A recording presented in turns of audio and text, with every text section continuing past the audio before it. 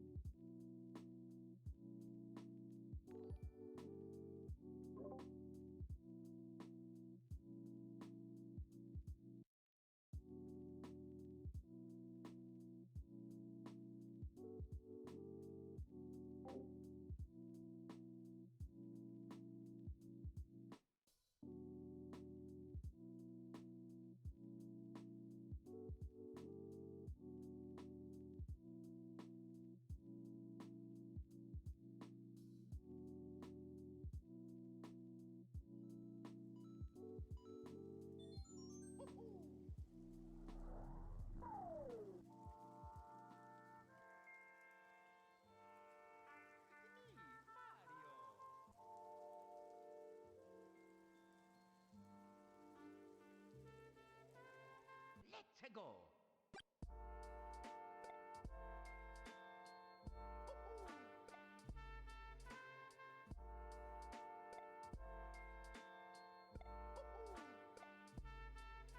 Luigi, number one!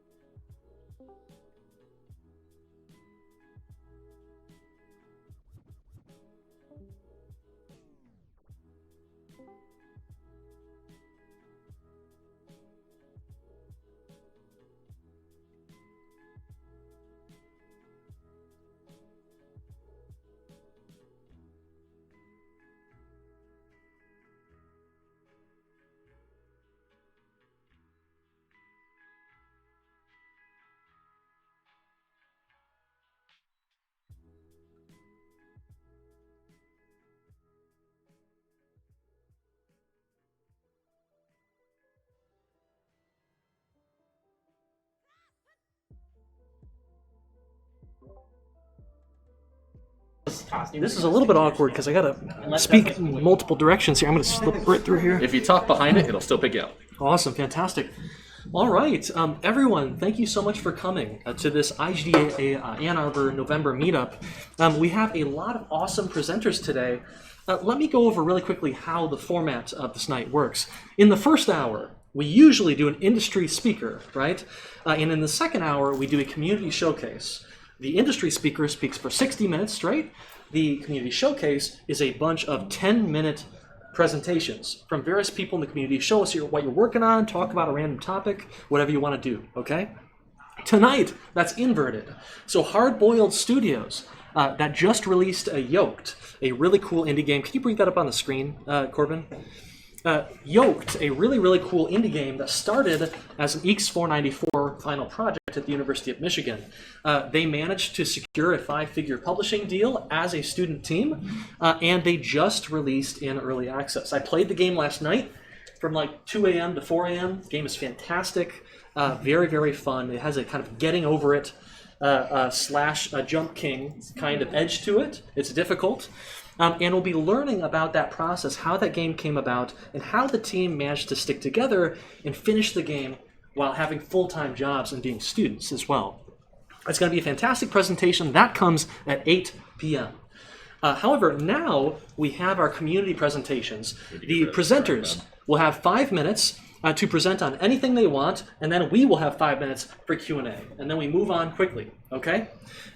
Here's Yoked. You can kind of see it. I hope everyone can see it in the Discord.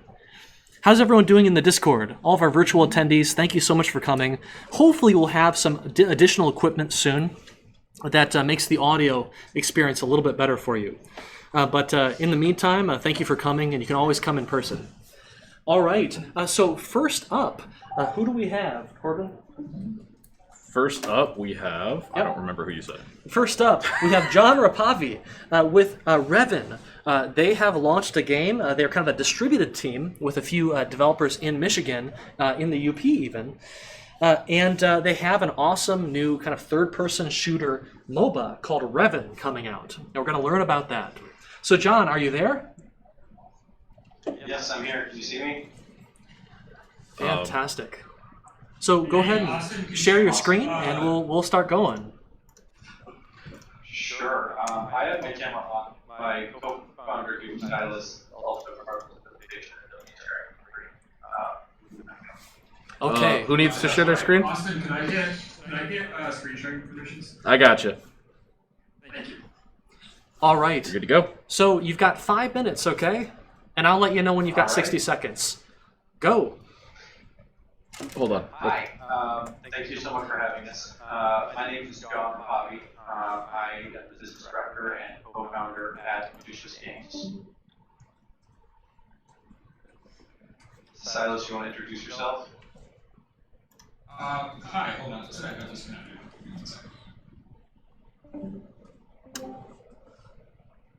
Hello. You guys hear me now? Yes. Yes, we can. Yep. Sorry about that. Yeah, so I'm Silas. I'm the creative director and the other co-founder at Ambitious Games. So I'm going to talk a little bit about Ambitious Games, and then Silas is going to talk a little bit about our game, Revan. So for the founding of the studio, Silas and I have been best friends as long as I can remember. We always bounced creative ideas off of each other from movies and books and all kinds of media. And then when we went to college in 2017, we decided to start working on a game together. We founded a company called Ambitious Games, and we wanted to build a new kind of game studio, the kind we knew we'd want to work at if someone else was running it. And what that meant for us translated into what we eventually established as our studio pillars. Our first pillar was that real life comes first. We wanted to have a very heavy emphasis on a work-life balance.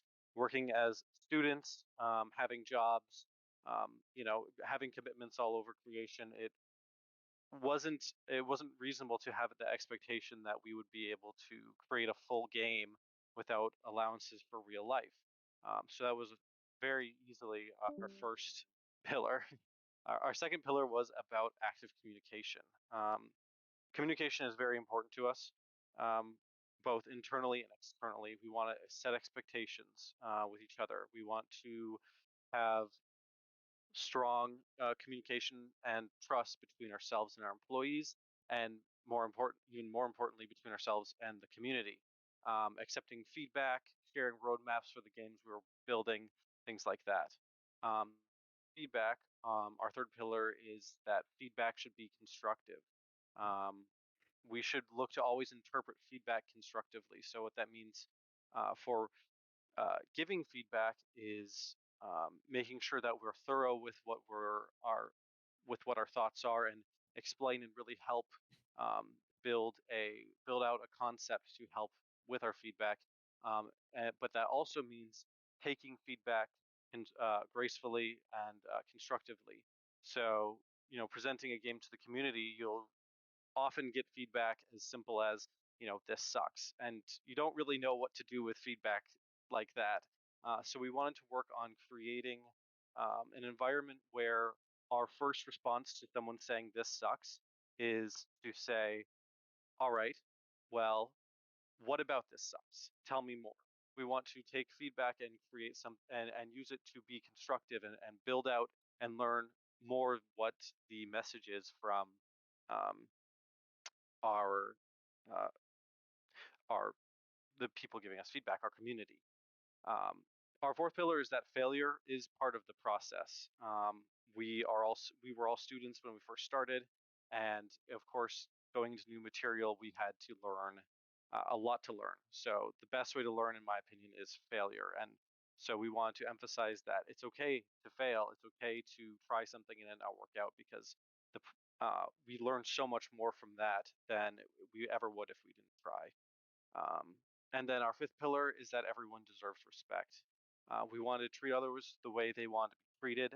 We wanted to um, have integrity between not only ourselves and our employees and our coworkers, but also between ourselves and the community at large. Um, and what that's our pillars. Like I said, we wanted to create a place where we'd want to work even if someone else was running it. And we'd like to define ourselves as a studio focused on not only our employees and giving them a space to work and a place to enjoy working on games, but also creating competitive and community-driven games.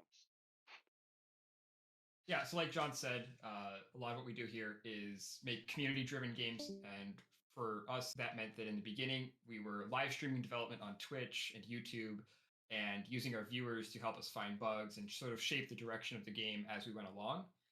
And then once the game was playable, we immediately launched into closed alpha on October of 2018, and uh, players were able to sign up, and we started hosting weekly playtests with them. We also released updates to the game every week, and this put a lot of pressure on us to fix bugs and create new content as fast as possible, while also providing a ton of valuable feedback. So what did we end up making? Well, originally we set out to make a competitive third-person shooter with some strong focus on unlimited character customization. Over time, those strategy elements in our early prototypes, such as farming resources and crafting items, evolved into mechanics commonly found in other MOBAs. So we embraced the genre and created Revan, a third-person MOBA shooter where players can create their own unique characters with any combination of players. And I think we ran a little bit long, so I don't have time to show the trailer today. So what I will say is that the game is going into early access on Steam on November 8th. It'll be launching into an open beta. So we'd really appreciate it if you guys could check out the store page. We have a trailer on there. I was going to show it tonight, but just go check out the trailer on the Steam page.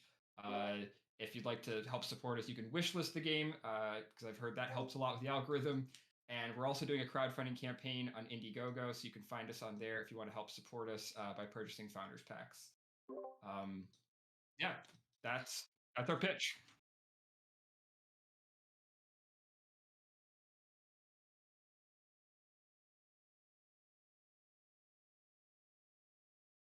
Perfect.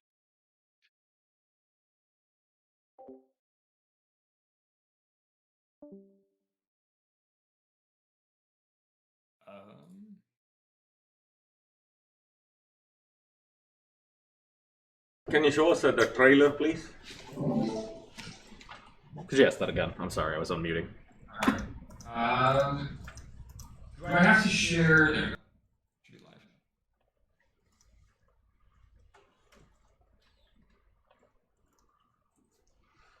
So we can use it once.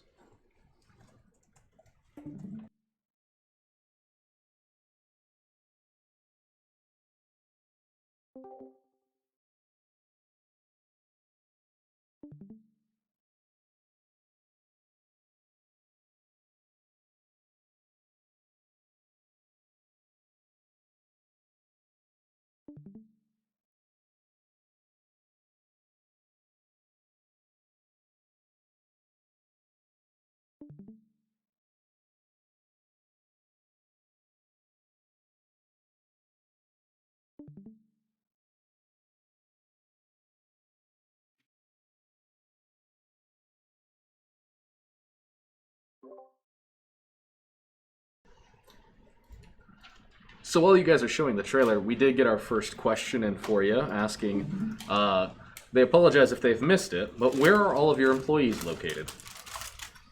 Yeah, so about half of us are located here in Marquette, Michigan, up in the UP. So myself, our lead artist, who's also my roommate, and our community manager, who's a current student at Northern Michigan University. Three of us live here in Marquette, and John, you're over in Wisconsin, but you're from Marquette. Yep. Lived in Marquette for up and through college, and then I moved into Wisconsin.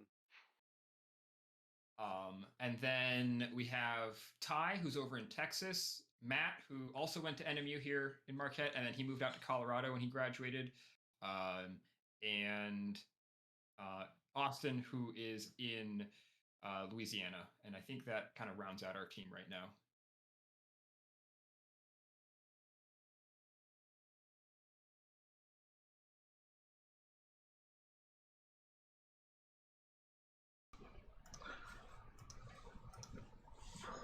Another question?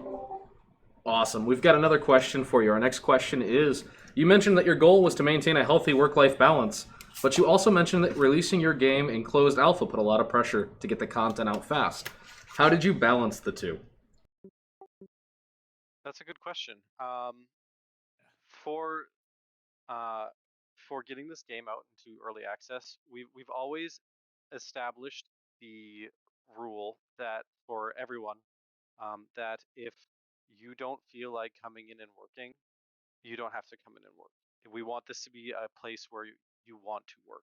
So what we've really established is a group of people who are really passionate about working on this game, and we wanted to make sure we were always checking in with everyone to make sure that they were felt satisfied with how much they were being paid, satisfied with the amount of time that they're working on, if they want to work more or less on something, and to focus on making sure that we did set up milestones and we have goals, of course, but we wanted to make sure that if someone is getting stuck or is runs out of time on something, that it's not a big deal. We want to set the expectation that we're working here as a community, as a team, and if someone isn't able to come in, especially with things like midterms or work obligations, that we are more than happy to be accepting of that and to cover for it.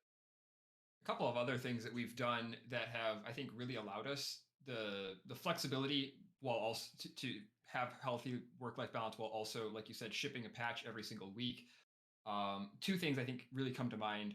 One is encouraging constant communication with the team of, is this a reasonable expectation? Every week when we have our sort of stand-up meetings to start the week, I look at everybody and, I say, hey, is this too much work? Can you finish this?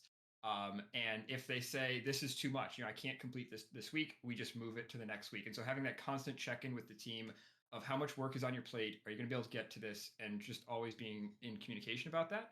And the other thing that we've done is we've established a 30-hour work week as sort of our standard full-time work expectation.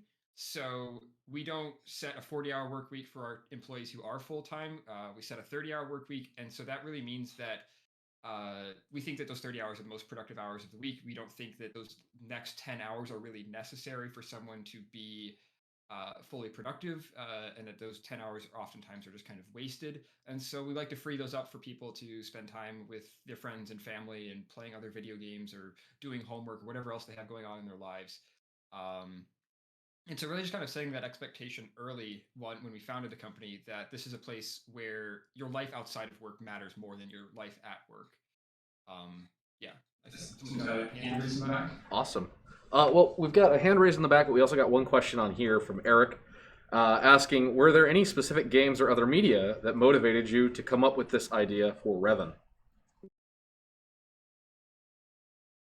So Revan was originally inspired by playing survival games, actually. So like Terraria and Ark, Survival Evolved, things like that were really kind of the first games that we were playing, and we were really enjoying like the sort of you could craft anything, do whatever you want sort of aspect. And then we were kind of tossed around ideas about how cool would it be if you could do like a competitive version of this where you could like build anything and be anything while also fighting against each other on teams. And so that's kind of where we started with the development process for this game was a crafting game with PvP and a really free-formed character creation process. And then over time, that really started to evolve into a MOBA as we started to realize that like item balancing and ability combinations were very common in MOBAs. And so I guess we really started with mechanics first and then found a objective structure, like a gameplay loop later. We started with these are the mechanics we wanted to have. We wanted to have, crafting. We wanted to have abilities. We wanted to have gunplay, and we just kind of made those first, and then played around with it until we found a rule set that we liked. So we tried early things like capture the flag or team deathmatch, and then eventually started putting minion waves into the map and towers, and that's where it really started to become really fun.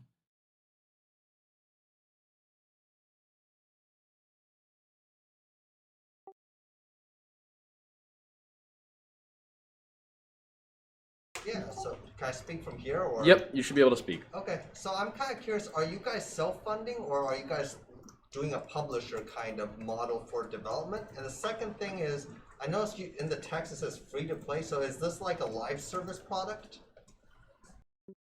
Yes. Yeah, so, sorry, go ahead if you want. No, John, you got this. Sure. So Revan is going to be a live service game. Yeah, absolutely. We think that the free-to-play model suits this type of game. It's been proven throughout the industry that works for the type of game we're trying to build. To address your first question, we are currently looking for publishers. So if you know someone, let us know. It's currently we are working. Currently, we have received some funding from our community, from friends and family to kind of keep the studio going. But as we have approached beta, we've been really active in pushing towards getting a publisher. Yep. If you are a publisher or you know somebody, send an email to contact@ambitious.games.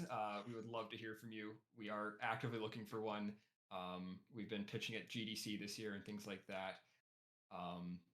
Austin's sending me a UMISH publisher database. I'm going to go check that out after the event today. Thank you, Austin. All right, guys. Thank you so much. That was awesome. Thank you, everyone. Thank you, guys.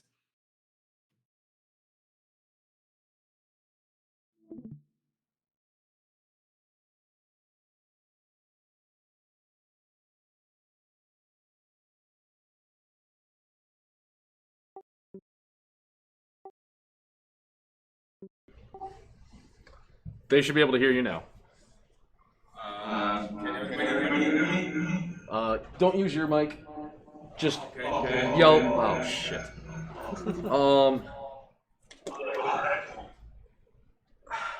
Want me to I mute need mic? some space to move around, so I was wondering. We can mute here. We can mute here. What? We can mute that if we need to. Yeah, that's not gonna. It's gonna echo back to his mic. Oh, that's gotcha. the issue.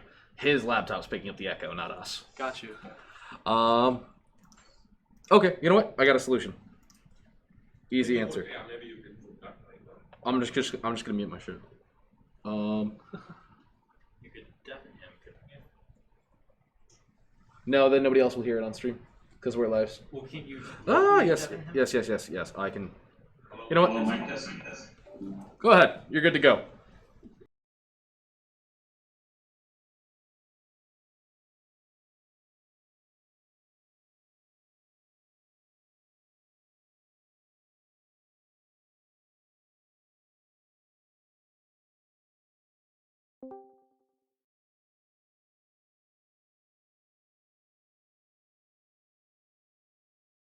Style game.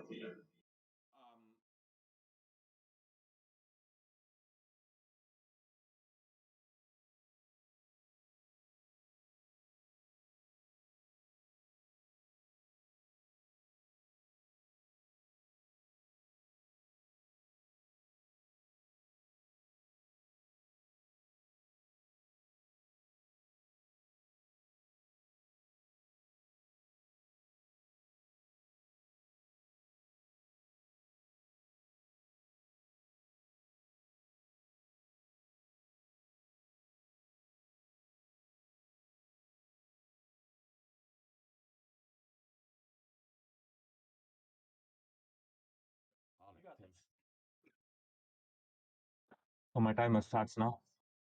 Kitchen. We can go in the kitchen if you want to walk around. Okay. Right. Go in the kitchen.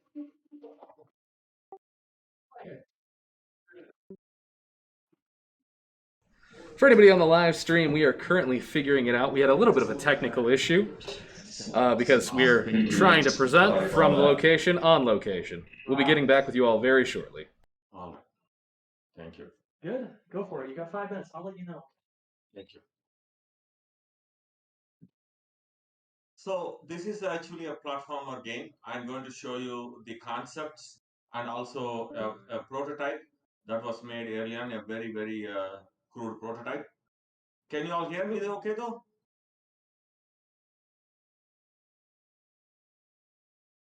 Can you all hear me okay? Yeah, we can hear you. Okay, good. So basically, this game is like a platformer style game. Imagine something like a 3D Tetris. Typically, this is meant for a mobile device. So we have a lot of games that people move on, they use fingers and all that. This is going to use a lot of physical motions this way, and whatever you want to do. And there are a lot of possibilities here, and maybe you can catch it. And there are a lot of motions you do, and that takes you through the game's different stages.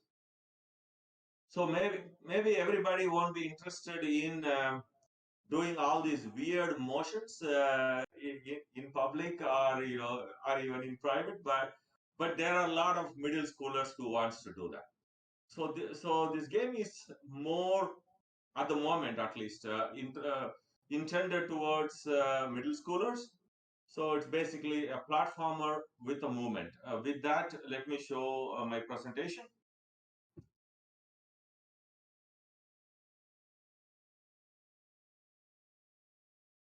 All right, I would like to share my screen. Select something.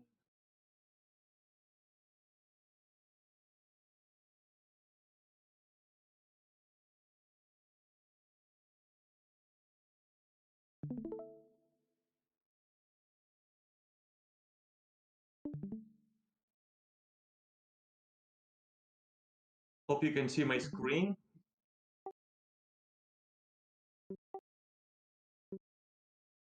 All right. This is a game where you will get moving physically, or the game will make you move physically. So, as we all know, um, most of the mobile phones have accelerometers and gyroscopes, which gives us 6 degrees of freedom. So three axes and 3 tilts over the axes. And if you take a skateboard, for example, let's say skateboard is the player is sitting on the skateboard. So then we start moving the phone in sideways, up and down, and forward and reverse.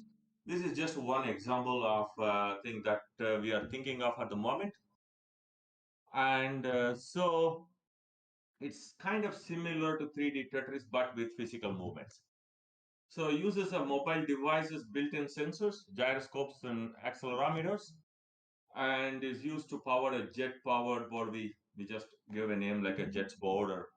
So the player's foot is attached to this jets board, and the mission is to slide through a tunnel with ragged edges without falling through and without getting stuck. I'll show you the picture in a second. So this is possible only by moving, tilting, turning, and jumping to break small rocks.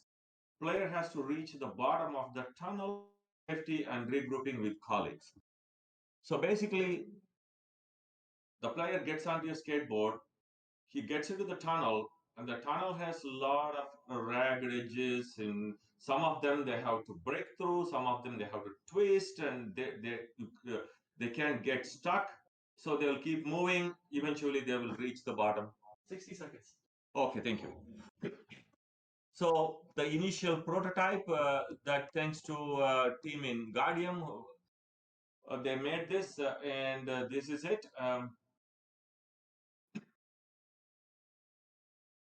It's a very, very type. Sometimes you pass through, sometimes you basically break it. Basically, that's the basic idea of the game.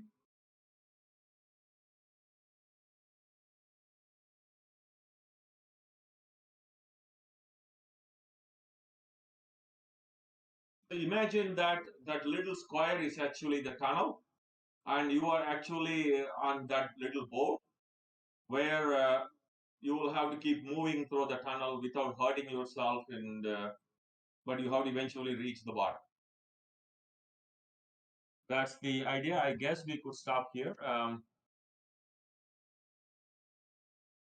Let me stop sharing my screen.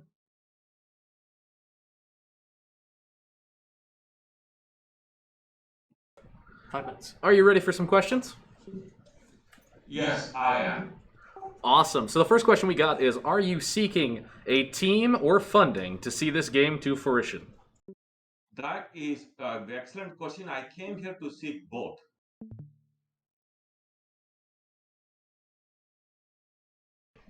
Awesome, awesome. We've got another question getting typed in the chat right now. Do we have any questions here in the audience? Please go ahead. Do you have any videos or examples of what the physical interactions are like with this? Come again? I didn't catch you, sorry. Do you have any videos or documentation of what the physical interactions look like? Any way that we could see that? Yes, I do have a requirement document written up already. For one of the scenarios is the skateboard that's moving through this, and there are other scenarios, but pretty much everything involves 6 degrees of movement. 6 degrees XYZ and twists and turns. Yeah. Awesome, awesome. The next question is, cool idea. Any ideas for additional mechanics to vary the gameplay? I'm sorry, there's some echo here still. I'm unable to catch you. You may have to repeat the question. Of course. So, cool idea.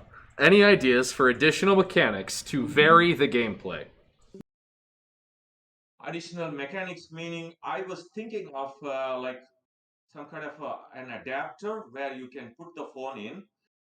Either, let's say, for example, for a physical exercise, you can attach it to your hand and then move different hand movements and leg movements, or attach it to a real skateboard and play with that. And there's also the virtual element of that.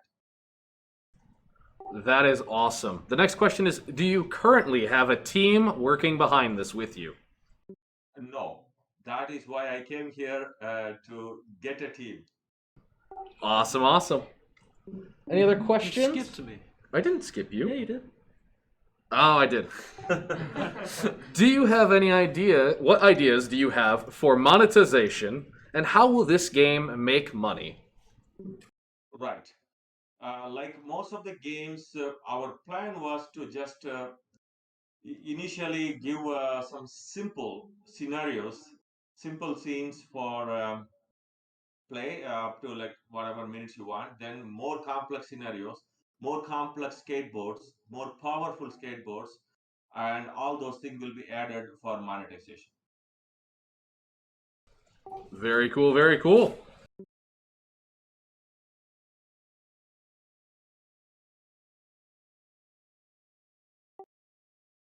Two minutes. Next question is, if somebody is interested in teaming up with you on this project, where and or how should they apply? Perfect. The best thing would be I'm going to leave my business card, and I also I'm on Discord, and there's a website for our company. I'm going to put that here in a moment. You can apply through the website. There is an email link there, or I'll leave my phone number as well. Awesome. That is awesome to hear. I also would like to tell you that we also have applied for a provisional patent on this. So the idea is pretty safe. So we can definitely take off. We have about a year less to bring this to the market. Cool. 6 months would be cool. 3 months would be even cool. You have a pretty fast timeline. How many developers are you hoping to hire to get that timeline achieved? Right. I don't have a lot of video game experience. I'm more of an innovator on other spheres, and so I don't have an exact idea of how many developers would be needed. And the initial prototype was helped by Guardian based on our specs. So maybe we can talk to them also for a possible partnership. Very cool. Very cool. We had another question asking what your business/game dev experience was, but you kind of answered that. What got you interested in getting into making games? Yes. First of all, I was looking at games, a lot of games that kids were playing, and even adults were playing. My own kids play a lot of video games, and so I wanted to add some physical movement to it, and I felt that that element is missing, and that made me uncomfortable because sitting in one position for so long is generally not good for your physique. So that's the basic idea that made me invent this game. Very cool. That is all the time we have, and thank you so much for presenting with us today. Thank you for the opportunity. I really appreciate that. Thank you.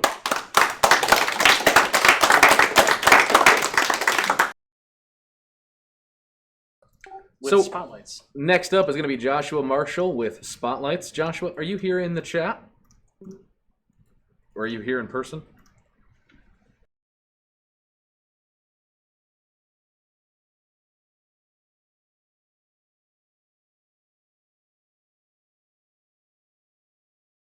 Yusuke Hasagawa.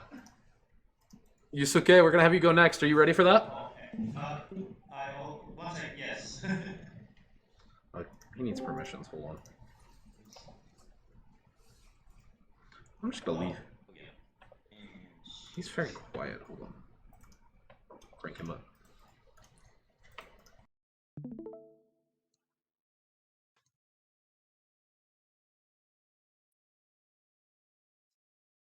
hello. Hey, are you ready to go? Am I? Can everyone see me and my screen?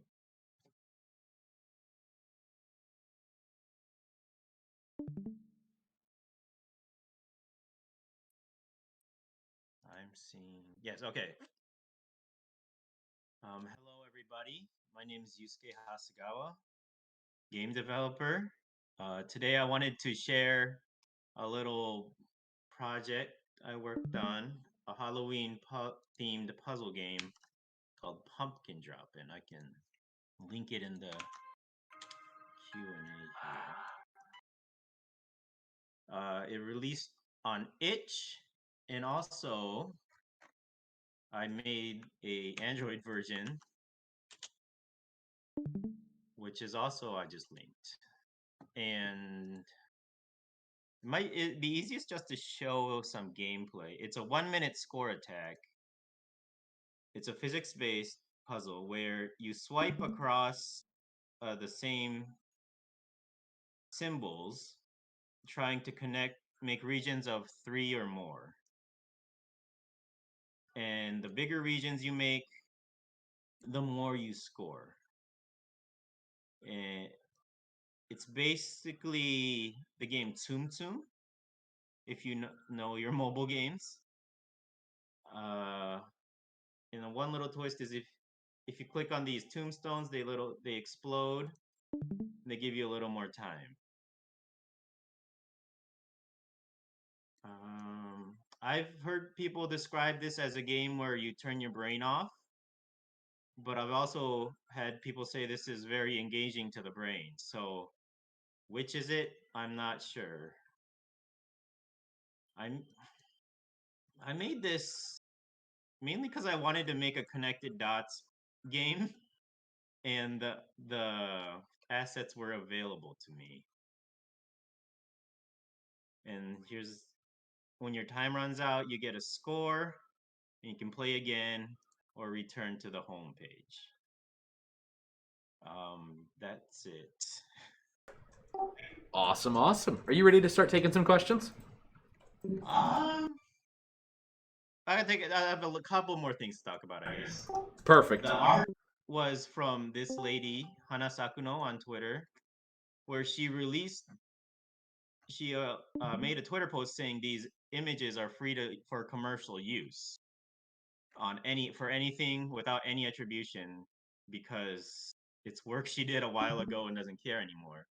So I that's how I got the images for the pumpkins. And she has a whole site full of free stuff you can use. The rest of it was this gamedevmarket.net. The music and sound effect pack was $30 for a bunch of like all the music I used. I used most of the stuff in the pack, so it's pretty efficient.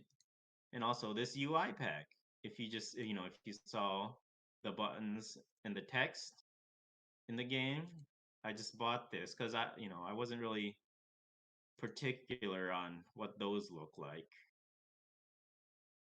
It's easier, and I couldn't pay anyone $15 to make all that for me. It's not enough. And you can see it's exactly the stuff from these asset packs and this site, and it makes the game dev process so much smoother when I don't have to collaborate. I was never at any point blocked from making progress on this game, and this is less than a week worth of dev time, and I think I've made a pretty fun game. I've kind of paid particular attention to the smaller details that I don't know. It kind of shows to the world you made this, and it wasn't like at the edge of your abilities. You did a little bit. You went the extra mile. Like the balls, they make a little bounce animation when they get highlighted, so it's easier to see what you're touching. There's input leniency, so you don't have to actually touch the collider. You have you have an area that you're sweeping with to make it real easy to just swipe real fast. And there's logic about if you go this way or this way, like it keeps your line as much as it can. Those small touches go a long way to making it feel nice to play. And the little stars that fly to the score screen and all those things that don't matter, but they kind of matter. I tried putting them all in this game. I guess, yeah. Thank you, Yusuke. Try it. I hope, All right. Did you do? Oh, who was the artist? I think I answered that one. Why do you not use universal linking for? I'm not sure what that is. Corbin, universal linking. We should talk later about it. It basically directs, like when you click the link, it'll direct them either to your itch page if they're on desktop. It'll direct them to the Android download page if you're on Android, or it'll direct them to the iOS App Store if they're on an iPhone. It's super useful, and you make a ton of mobile games, and you launch them on everything, and you should definitely check it out. I do have a link tree, which is linked to my games. And also, this game links to my Twitter, which has a link to the link tree. So I guess it's kind of doing that. But maybe there's a nicer way. How rough did it take you to make? Is this your first time making a game in the genre? Is it? Like it took about a week to make, and puzzle games. I don't know. The logic in this game is pretty universal to any kind of match 3 logic, and the physics is like straight Unity physics, so it wasn't that difficult. So hope that answers it. If you're hyper casual, you think it's easier to work solo? I mean, no matter what route you're going, it's easier to work solo because as soon as you go from one person to more than one person on a project, there's so much overhead in communication and planning that like it overpowers the time you use to like just make it yourself. And I like that's why I like working alone on these projects. And well, it was nice to have these assets available without having to like commission or collaborate with other people. How long has it been? It's been released about a couple weeks, I think. And the reception, the people that played it say it's nice. They say nice things, but there just haven't been that many plays of it. And it's not monetized, so I'm not like trying to spend that much effort blasting it out. It's just a fun little Halloween game, and it's almost Halloween, so I'm trying to share it with people, and improve my own craft on the smaller interactions that bring joy to the players.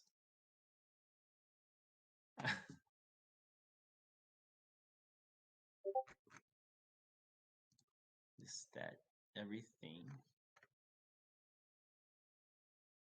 Seems like some people are typing.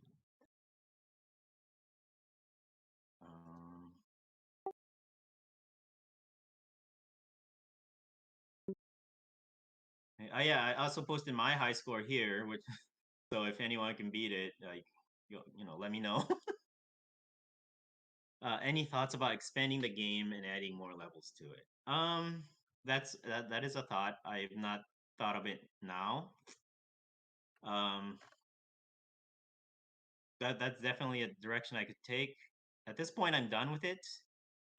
Maybe if I I find like more inspiration, I would make like a saga with levels and objectives. But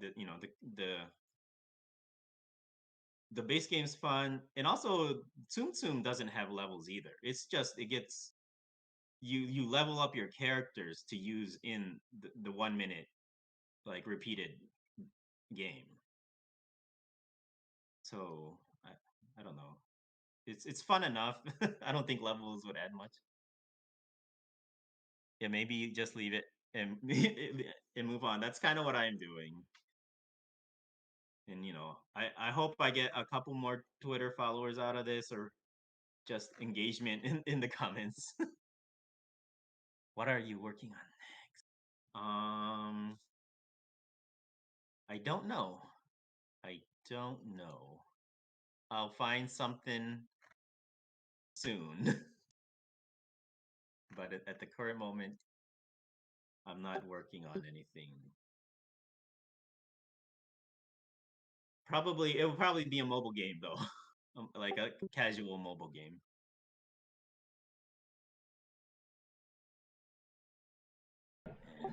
That's it. That is it. Awesome. Well, thank you very much for your time. And Yusuke.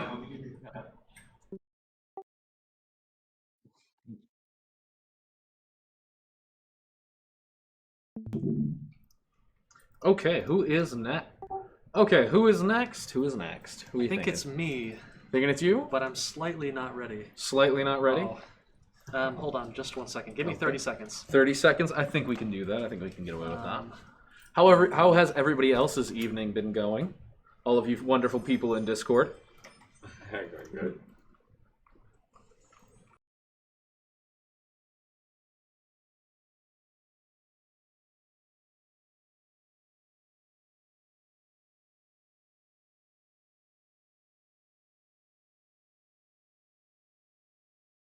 All right, let's see. I think I'm ready to roll. Awesome, awesome. Okay, so how do I do this to not create feedback? Do I just You just speak into this, not into that, yours. not into my own? Okay. Not into your own. Just speak normally. Okay, I'll be muted. Okay. Uh-oh, it's full. I can't get in. Well, somebody who's present Hold here. on a second. Hold on. Boom, you got space now. Thank you for your sacrifice. Okay. All right, I guess I'll keep track of my own time. You sharing screens? Yeah, let me share my screen really quickly. Oh boy. Share my screen. Let me see.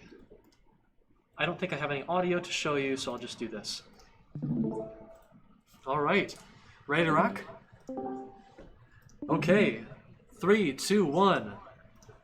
Hey everyone, how's it going? My name is Austin Yarger. I have a couple things to show you today.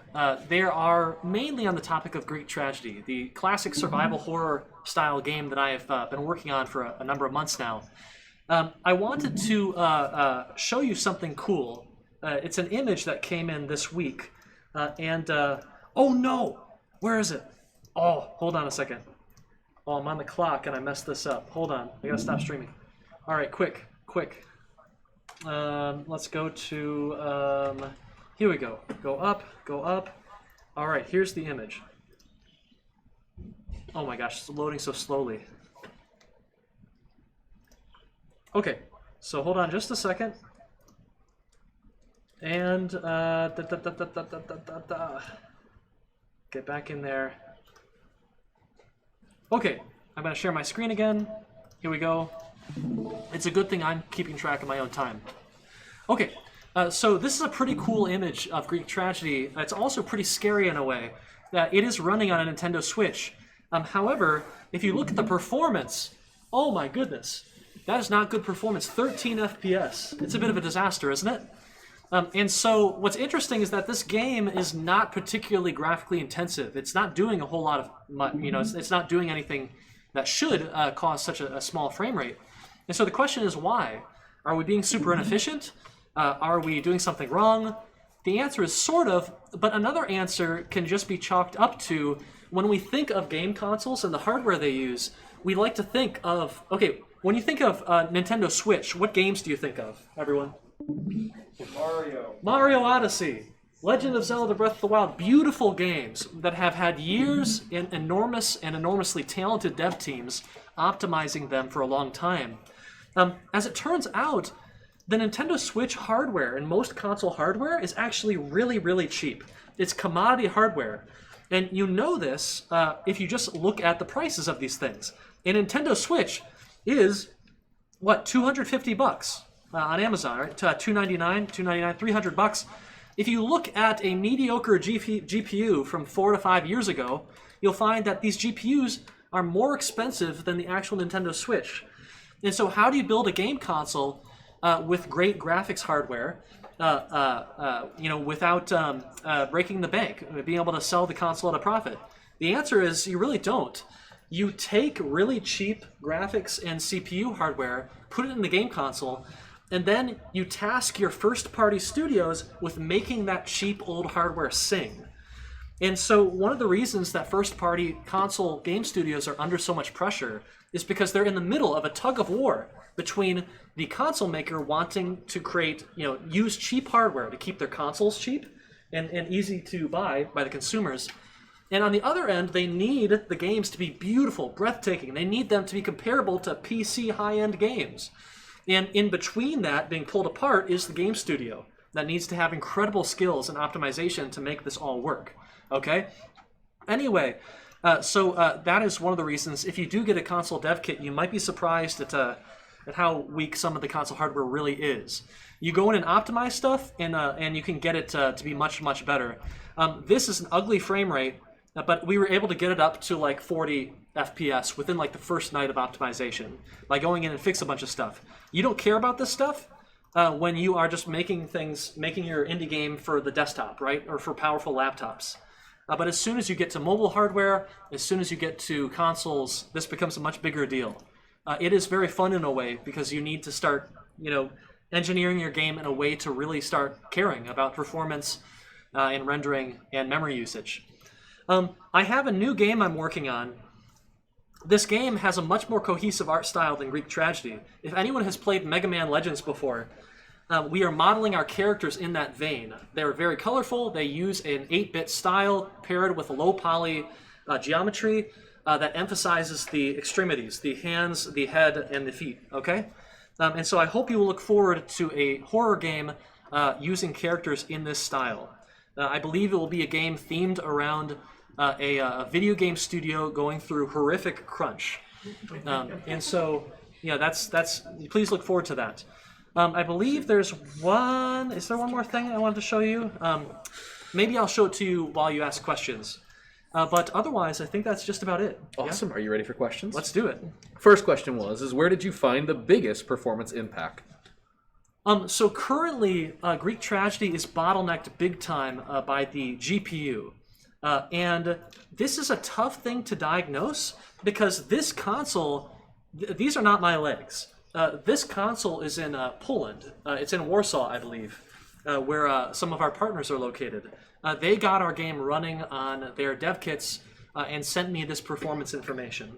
Using it, I was able to go in and optimize a lot of CPU-related stuff, but I'm not super knowledgeable about rendering techniques, to be honest with you, and I'm not super knowledgeable about how to optimize that side of it yet.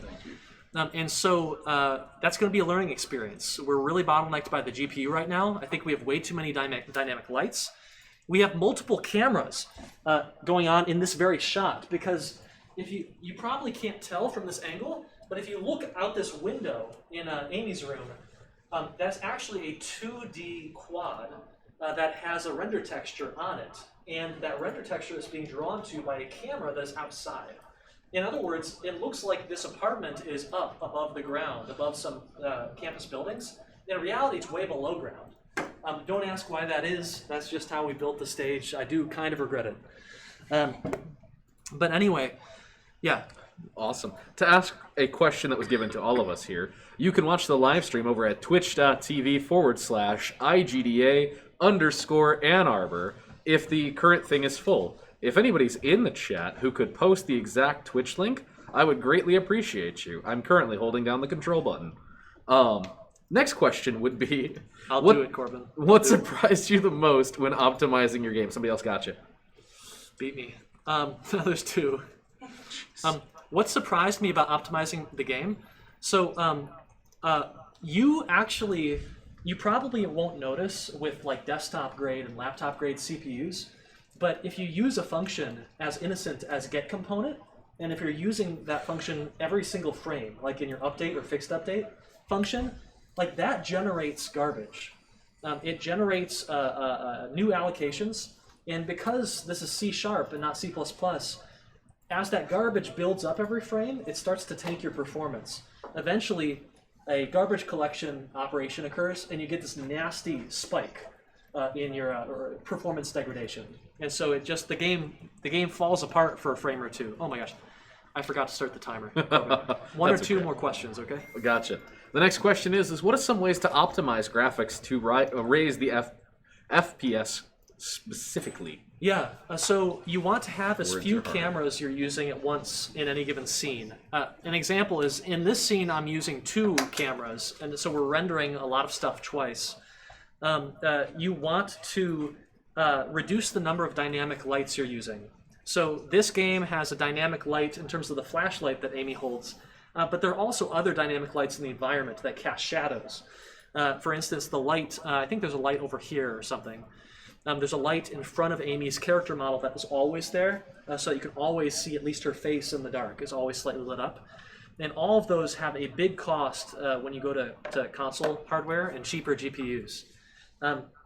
So reducing lighting. Another one is occlusion maps. So you don't get...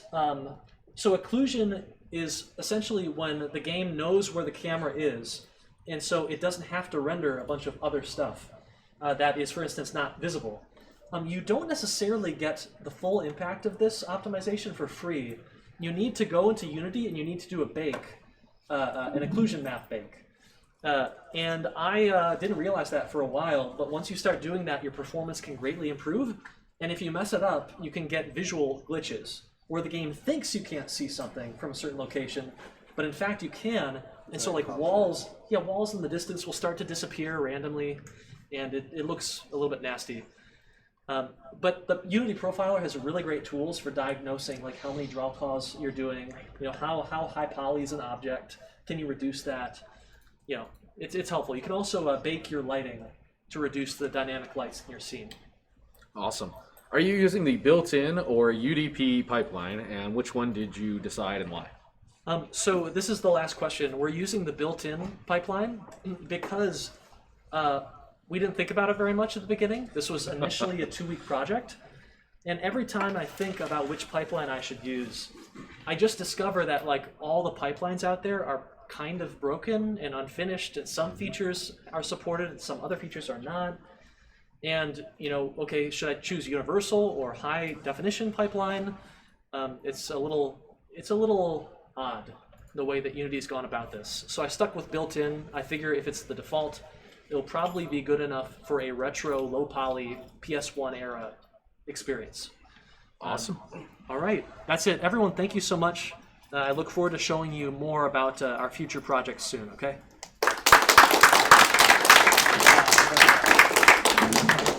Our next person up is going to be Josh, who is somebody. Awesome. How do you want to present, Josh? Do you want to just screen share and do what Austin just did, where you talk loud enough for the mic to pick you up, or do you want to go hide in another room and talk through your own mic? Screen share and talk loud enough. Awesome. Sounds good to Does me. the cable reach this far? Share your screen on Discord and we can see what you do. Austin, leave Discord for Josh to get in. All right, Josh, click in fast before somebody takes your spot. Oh God, panic. Oh, was that you? No. Oh, somebody left. Hey, they gave more space. In the live meeting? Live meeting, jump on in. And once I see you in here, I will give you permissions. Make sure that you mute yourself. If for people that have laptops, you can join in on my game if you want to try it. Josh, see how fast the download actually is. What's your name in Discord? Can you post a link? JMarsh411. I put the link in the Twitch. Should I put it somewhere in the put it in voice chat too? Yeah. Thank you. Are you sure you're in here? Not yet. Oh, you're not in the Discord yet? Okay. I think I'm in the chat, but I'm not. You got to click in the live room, in the voice room. Shit. Okay, give it a second. If you are currently at the live event, please leave the Discord.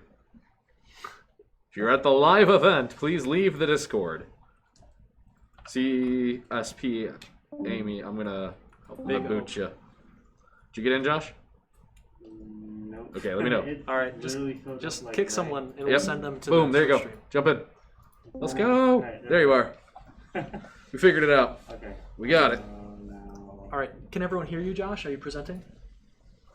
I'm getting this open now. Thanks for presenting to the Shadow Brother. I love it. This is like the low-budget event experience. Hey, I think we're doing an okay job here. Thank you very much. I think this is at least medium quality. We should start soliciting donations or something.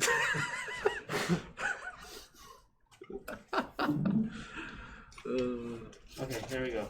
So 5 minutes. Go. All right, so I'm sharing a project I've been working on since about the beginning of this year. This project is called Spotlights. The working title is Spotlights. It's a really basic concept. I probably won't get any people in the room, so I may just actually I'm gonna start out. I'll switch over. We're coming. We're coming. We're joining you. Oh, you're joining? Okay.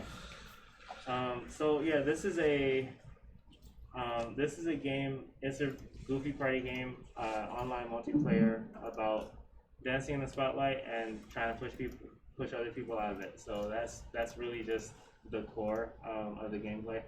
There's a few power-ups as well, and I'll go ahead and wait for Austin to jump in. Oh, we'll jump in the next round. Okay. I'm not gonna make it in yet. I'm holding the control key because we're still on push to talk for some reason. Alright, so yeah, this is the arena. I'm just walking around. So the objective here is just to walk to a spotlight, spacebar to dance in it, and if nobody stops you, you score when you finish dancing. Okay. The other thing is you can go push people down. Respawn after it. Get out of my way. My dance party.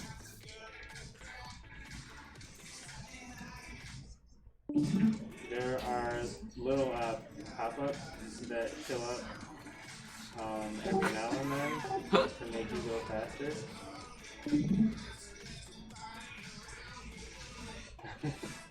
That's too slow. So the little orb thing that I'm picking up is a speed boost. It just helps you go faster.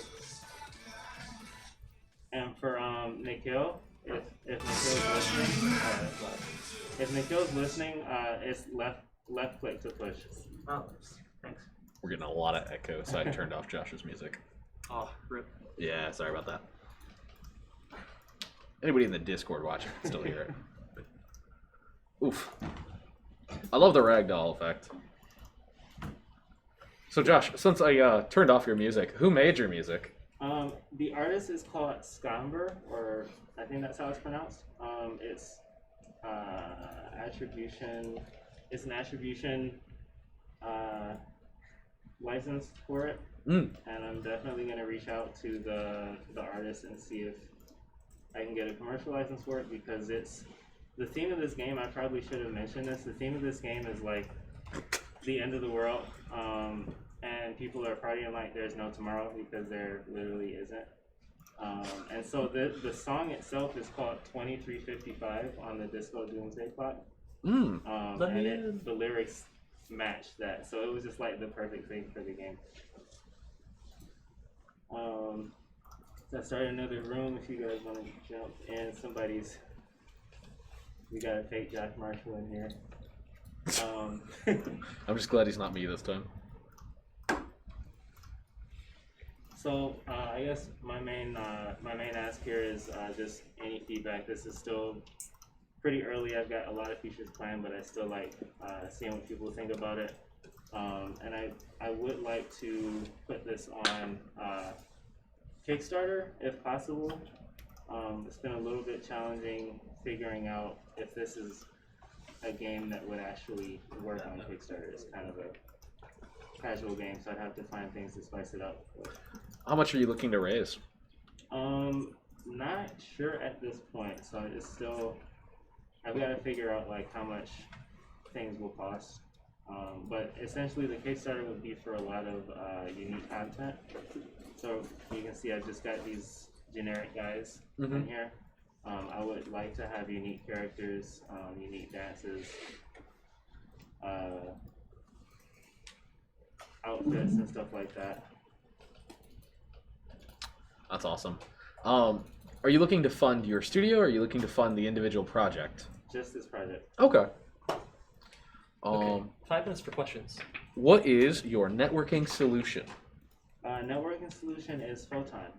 Photon in particular. It's a really good framework. Very cool. Definitely takes some time to learn, but compared to writing it yourself, it's a lot better than trying to write networking stuff yourself. Craig, ask your question. I know you're here. What? Yes, ask your question. I see you typing. Okay, I'll ask it. What engine? Unity, right? Unity, yep. Yeah, Awesome. okay. I'm gonna say, people who are present, just ask your questions. I believe in you. Not to call you out, Craig. Sorry. I have no idea how to pronounce that, but can you add the kick to this game? The kick? Kazatoski? Kazatoski? I'm not sure what the kick is. Is that Kazatsky? I love the assist. Do you have plans to host cloud servers, and what service? We're gonna skip the words I can't speak. Yeah, so that is actually taken care of by Photon, which is one of the reasons that I really like it. So it's both a framework for you to use, and they also supply cloud servers for you to use as well. That's awesome. It seems that it is a dance from Team Fortress 2.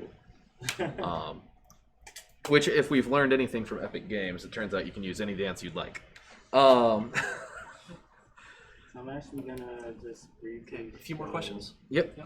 We got another question from Crystal. Was somebody in the back of the room raising their hand? Yes. Hey, ask away. What type of art style do you plan to use as far as assets are concerned? So that's exactly what I was gonna jump to next. There's some concept art for this game. Zoom out a lot. Hopefully you can see this a little bit. It's kind of grainy up there. This is the concept art for the first stage. It's supposed to be kind of like the environment is a little bit grayed out colors, and then the characters themselves will be a lot brighter, so that they're easier to see, like more colorful. This is one of the character concept art. And another one here. And so the idea is, you know, as I get a little bit further along, I'm definitely going to flesh out the Kickstarter more. I want to get more concept art and more, at least 2 more stages for the game. Very cool. So we had a question here in the chat. Love the concept art. Who did the concept art? It was Rodrigo. He is in the credits right here. If you visit the page, you can check out his art station. Yeah. He's a really good concept artist. Yes, he is. And another comment on the art style, Jet Set Radio feature was a big inspiration for the aesthetic of the game, as well as Urbans and a few others. Very cool. We have time for one more question? Yep. Final question. Final question is, go ahead. Sure, yeah. From like design standpoint, like where do you see the game going next, I guess? I know you're also looking for feedback, just like me in general too, but do you see this as like kind of, you know, a really big 100-person multiplayer game over time, or do you kind of keep it small, or? The design is supposed to be like a small group. I can't see myself supporting any more than like an 8-player game. Actually, I think that may be the limit for time itself, so I might just have to accept that limit. But this particular stage is designed for 5 to 6 people. I don't see it becoming a massively multiplayer thing. But as far as design and mechanics, aside from technical things, I really want to add more game modes. So this actually initially started as something more like King of the Hill, and then I simplified it to get the demo out a little faster. I would like to add a few more game modes, and there's also a possibility of a trivia minigame that kind of jug on. I like that idea. Dance trivia. Awesome. Cool. Well, Josh, the game looks awesome. Thank you so much for presenting. Thank you. What's that? A few minute break. Yeah, we'll take 3-4 minute break. Perfect. So we're going to take a few minute break right here. Please feel free to hang around. We have our actual presentation for the day that we had scheduled from the Yoked team here in just a few minutes. We'll get that stuff all keyed up while you guys are hanging out here. If you have any questions for anybody who's presented tonight, please feel free to throw them in the presenter Q&A and tag the people who were there. They're all happy to talk about their projects.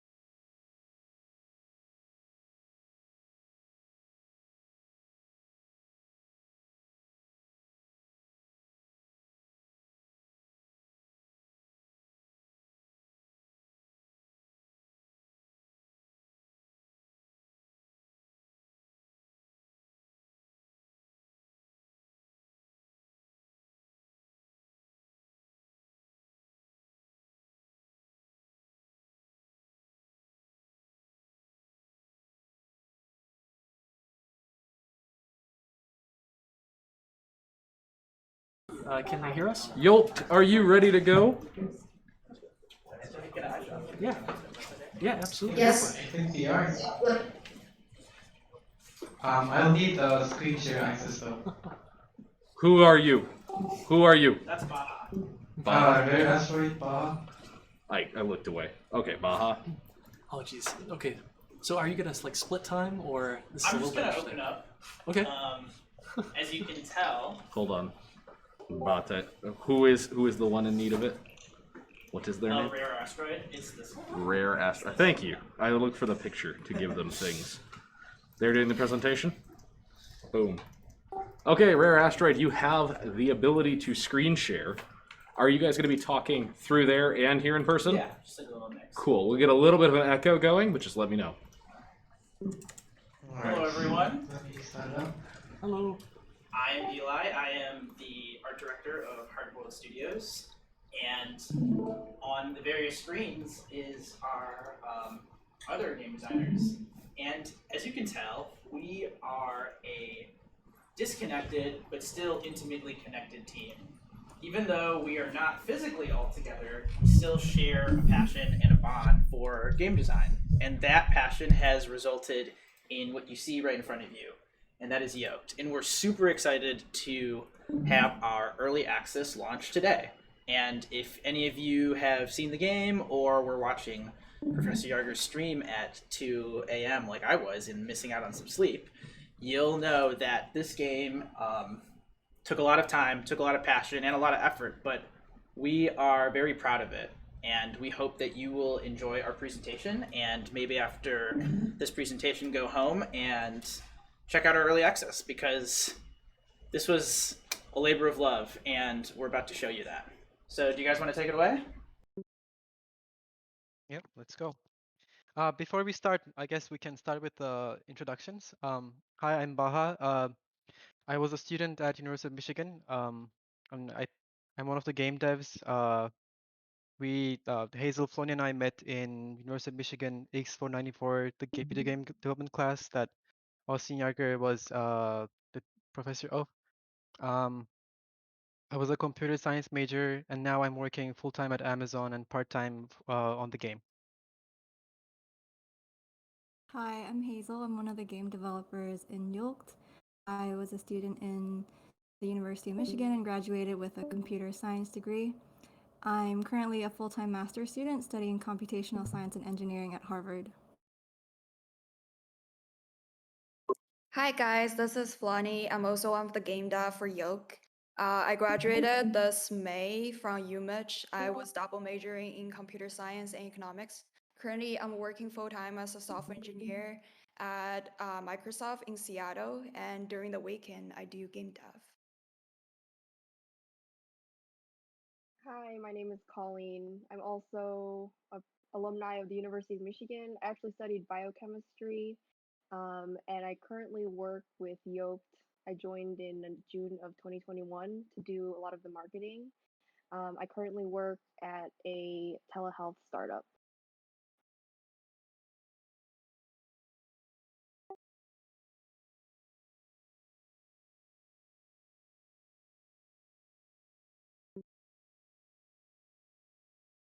Yeah, so we'll talk about a couple things today. First, we want to talk about how our game came to be, how we started the game on in the X494 class, and then how we founded our studio, and then give more information about our studio and the game.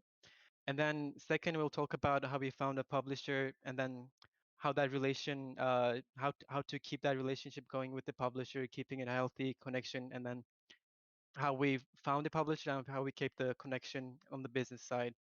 And then thirdly, we'll talk about tips that we learned throughout our experience. And we want to share maybe some of the experiences we had, shortcomings, some useful tips, that kind of stuff. Yeah, so first of all, let's talk about our history.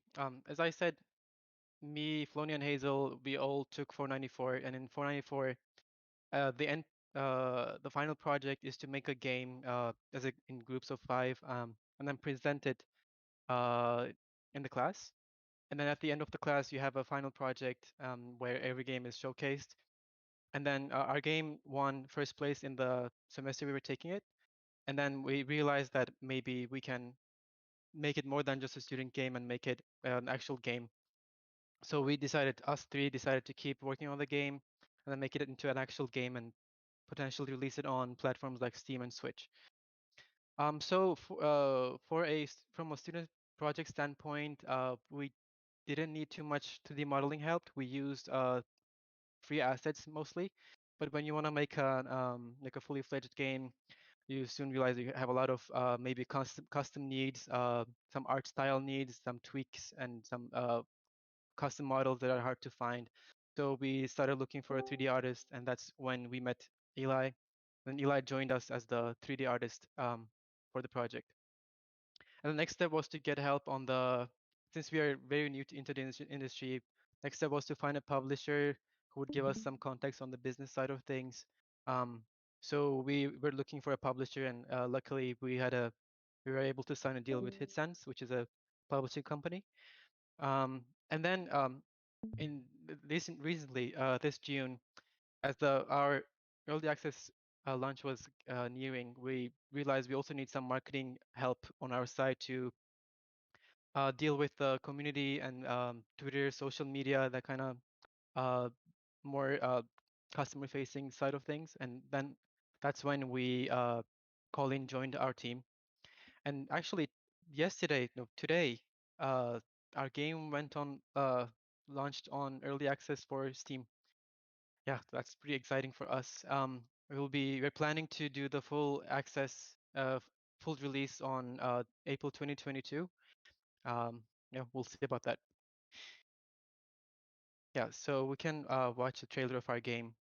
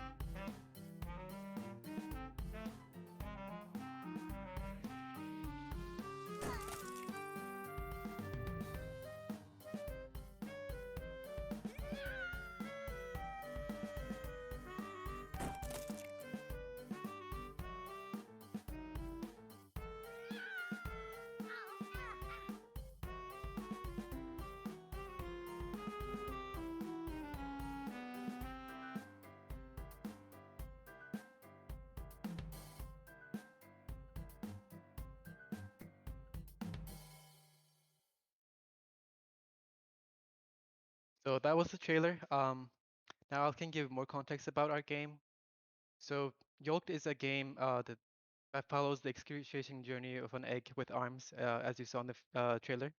And Yoked is mainly a physics-based platformer game where it's a 2.5D platformer action-adventure game where you launch your egg past obstacle enemies and other hidden dangers. We plan to have 3 levels. You saw the 2 of them, kitchen and attic, and we'd also have a garden level at the end. Our target audience is mid-core to hardcore gamers who do enjoy a challenge, and also the feeling of getting an accomplishment when overcoming difficult sections, such as games like in Getting Over It, Heave Ho, I'm Bread.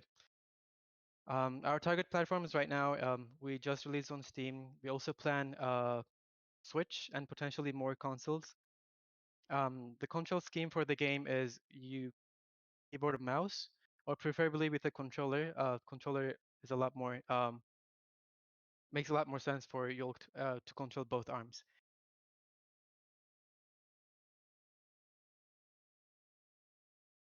So for our game, we have a lot of unique game features, and today we want to point out the first one, which is our plot twist in our game. So as you can see from the pictures, that for our first level in the kitchen, the color is very vibrant, very colorful, and it's very goofy and has a lot of fun elements. And there's like a twist actually at the end of kitchen where we shift the tone to this more darker and disturbing tone in our attic.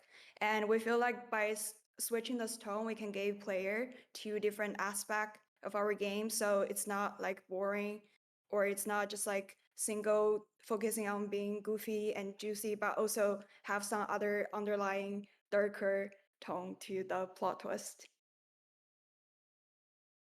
Yeah, another unique thing is we wanted to have some elements from collectathon kind of games, like think about Yoshi's World or Banjo and Kazooie. We have a custom collectible system where we, you can collect costumes and skins, and so if you explore the level and then do some extra tricks, and if you master the actual physics of the game, you can collect some very unique costumes. So we wanted to reward the player by using the physics system and the controls to the best of their ability and exploring the level. So as you can see here, for example, you can get a luchador costume or detective costume. And we also do plan to have some collectibles that are not found inside the level, but unlocked by playing other modes of the other game modes or achievements like maybe finishing one of the levels without dying or under certain time.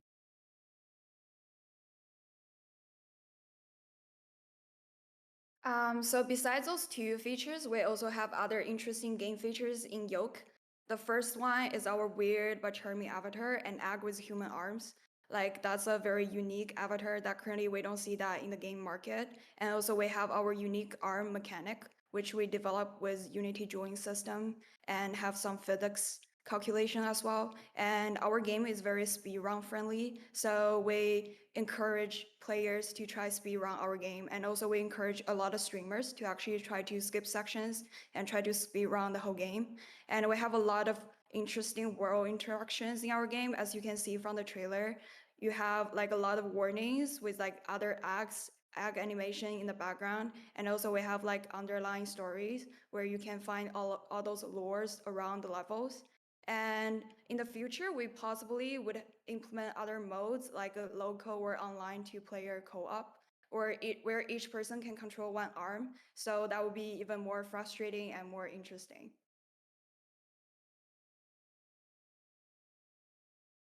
So how to recruit more team members? So actually a lot of the students who finish X494 and want to actually publish their game or want to consider, building like a commercial game, they're asking questions like, oh, how do we get more people to join our team and actually work on this? So our advice would be to work with other people who are actually close to you. Like, for example, you go to a game studio, like go to a game club, like Wolverine Soft here at UMich. You can meet a lot of people who share the same interest there.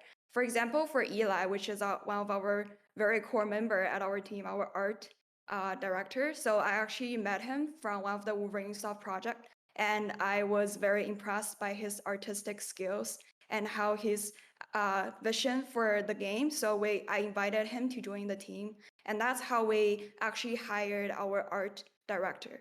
And for Colleen and Hazel, I think for how Colleen get into our team, I think Hazel can give you guys more aspect on that. Yeah, so early this year we started focusing more on marketing, like Baha said, and we wanted someone to help us with advertising Yoked. So Flani, Baha, and I could focus on game development, and Eli could focus on 3D art. And Colleen at the time was a close friend of mine, and she was looking into working in tech, so I recruited her, and she's been working with us since.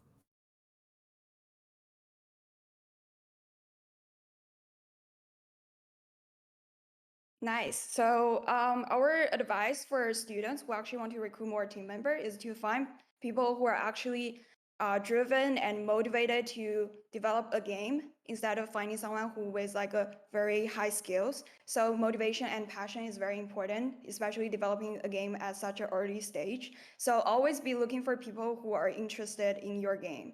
And yeah, that's how we get more members into our team. And possibly in the future, we're going to hire an animator as well to join the team. Yeah, to add to what Floney said, it's as Floney said, having someone who's motivated is a lot more useful, a lot more beneficial for the team as well, because game development takes such a long time, and then you really need people who are really interested in the game and cannot keep that passion going for a long periods of time, instead of who has really high skill set. I mean, when we started working on the game, we had almost no knowledge on Unity, C Sharp, and even like some of us didn't even have too much knowledge on game development altogether. So if you have the passion and the motivation, that's one of the key aspects I think people should be looking for.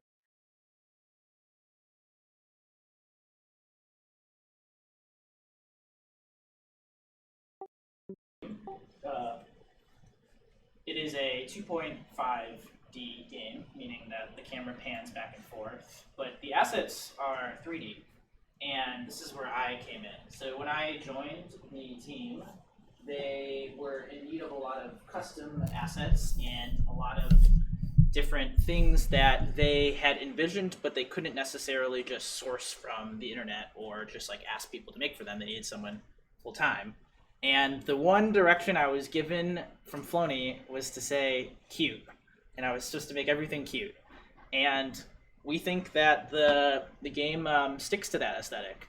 All the assets that I've made for Yoked have tried to stick to these principles of simple and cute, vibrant colors, flat shading, and cartoonish textures.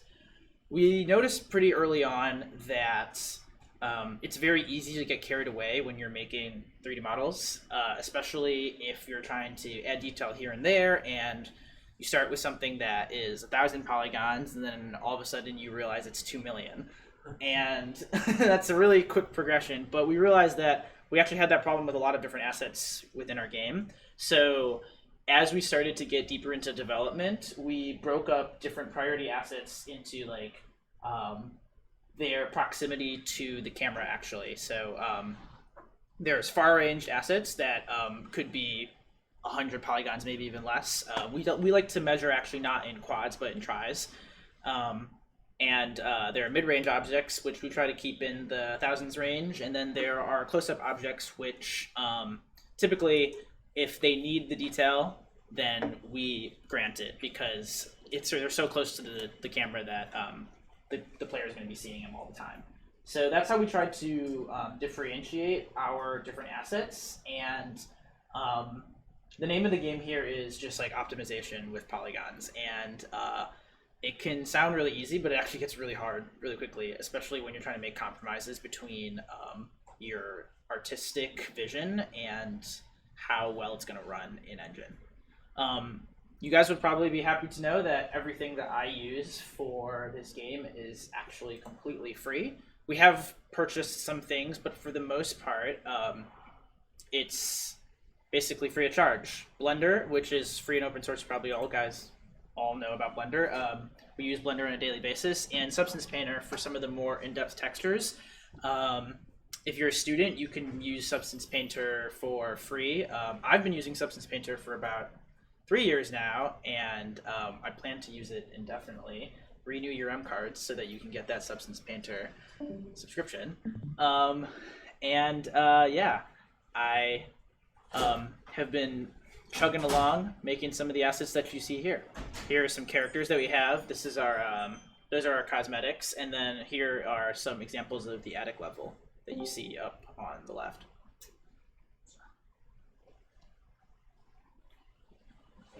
So just want to add on to what Eli was saying. I just want to point out that there are some people asking, like, what's the most important? Like, oh, if I want to hire someone into my team, which position should I hire first? Our advice, like, we would suggest you to first find an artist, because we feel like having Eli on our team really changed a lot of the aspect for the designs and also for like optimization, which is probably one of the most important aspect for your game. And now let's move on to part 2, working with a publisher. How's that experience like? So how we actually contacted our publisher. Some of the students who took X494 probably have been familiar with the publishing guide, which is like Professor Yerger and us help making it together. So for the publishing guide, that's basically our data for how we find our publisher. We created a pitch deck and we send out to 45 publishers we find online. And for the pitch deck, so for this pitch deck, you're trying to show off your market value, validation, your market value as a game and as a studio.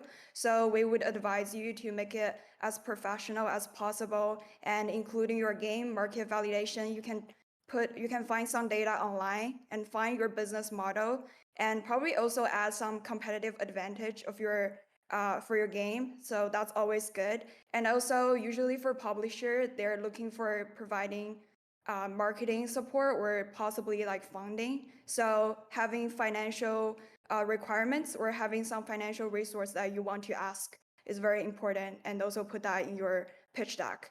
And for our game publisher, we contacted 45 publisher and 4 of them replied. So, and we ended up, after we discussed with all 4 publishers, we decided to go with Hisense because we share the same vision for our game. And as you can see, the replying rate is actually kind of low. So it's more like a numbers game, just to reply as much as possible as you can to the publishers and not be like disappointed by 2 people who doesn't reply you back. And also, I would want to suggest if you're working on like a 2D pixel art game, you would be more like, if there is a publisher that's actually has been produced on game like that before, those publisher would be better for you compared to a publisher that's been publishing like a lot of 3D games. So be sure that your game match the publisher's style is also kind of important. Yep. And getting ready to launch. So how our game getting ready to launch is, first, we have 2 parts. First part is working with Hisense. So Hisense is our publisher, and our conversation is mostly on Discord, and we have some occasional voice meetings as well. The one thing very important to discuss with your publisher is your timeline and your milestone, because we always want to have those very clear so that publisher knows that when do they launch their marketing strategies for you, when do they launch their Facebook ads, something like that. And also for us, we send a build to Hisense every 2 months for playtesting and feedback. So just to keep them in the loop of like what we have developed in the 2 months, to give all those updates on them, and also to collect feedback from our publishers so that we know what they want for the market as well. And leading up to the early access. So one thing we notice is that early access, to have like a stable build is very important. So we usually left 3 weeks early to provide our build. So we have 3 weeks to playtest and to find bugs in our build, so that we make sure that when player is actually playing the build, they have like a very stable build, hopefully. And one thing we noticed about Steam is that during our early access experience is that you have to set up your Mac and PC build depots, which can be very frustrating. Steam work doesn't really provide a lot of useful documents. So for our team, we have to ask this other game dev from other team to actually help us. So that's one thing we notice, and we keep learning from this early access experience. And so another part of this process of game development that's really important is marketing. You know, you can create a great game, but if no one knows about it, then no one will enjoy it, no one gets to eat, etc., etc. So my role as marketing manager is primarily to run our TikTok, Twitter, and Discord accounts. I also come up with copy for blogs or other written materials. And the voice overall of our marketing is one that's reflective of our game, sort of in a similar manner to Yoke, the game itself. Really funny and lighthearted, lots of puns and lots of memes. If you take a look at the screen, there's a few examples of some of the tweets that we send out. And so the strategy overall for marketing on my end so far has just been consistently and constantly posting content, as well as interacting with our audience directly. For Twitter, TikTok, and Discord, we try to plan out content weeks in advance as needed, but obviously trying to keep up with the trends so that it could be a hit. And in terms of the benefits of working with a publishing company, they primarily do a lot of the heavy lifting, reaching out to content creators so that they can stream the game and get the word out that our game is live. Facebook marketing, they've also amassed a much larger following for their brand. So when they send out newsletters announcing the game, it's nice to be able to piggyback off of that. Another great thing about working with a publishing company is that, at least with HitSense, we've gotten a chance to have lots of feedback on almost all of the work that I do. And that's incredibly helpful since I'm not an expert in marketing per se. So we chat almost every day on Discord.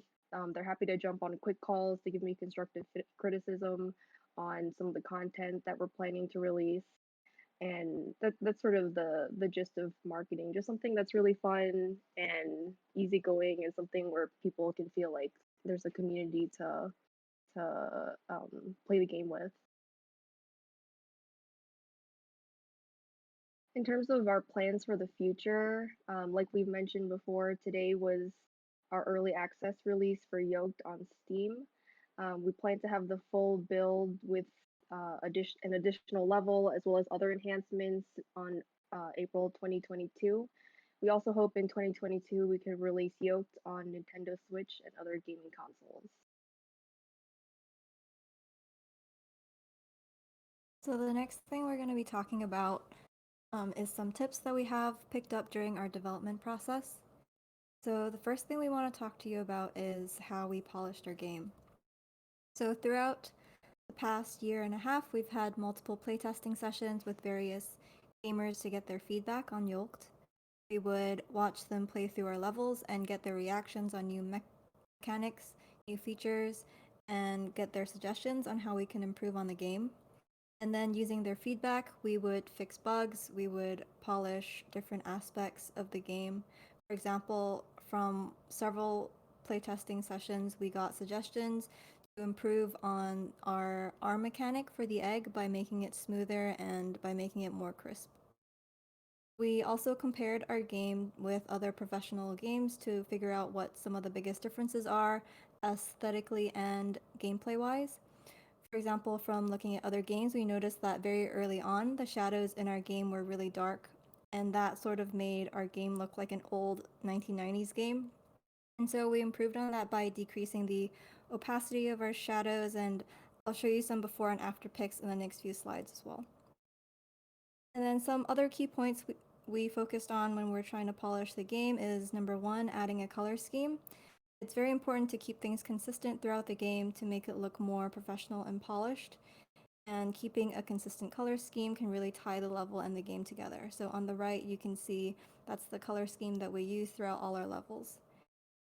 And the second thing is standardizing the art style. Eli mentioned this earlier, but in the beginning, before Eli joined our team, we had a mixture of low poly and high poly assets because we were just grabbing random assets from the Unity asset store.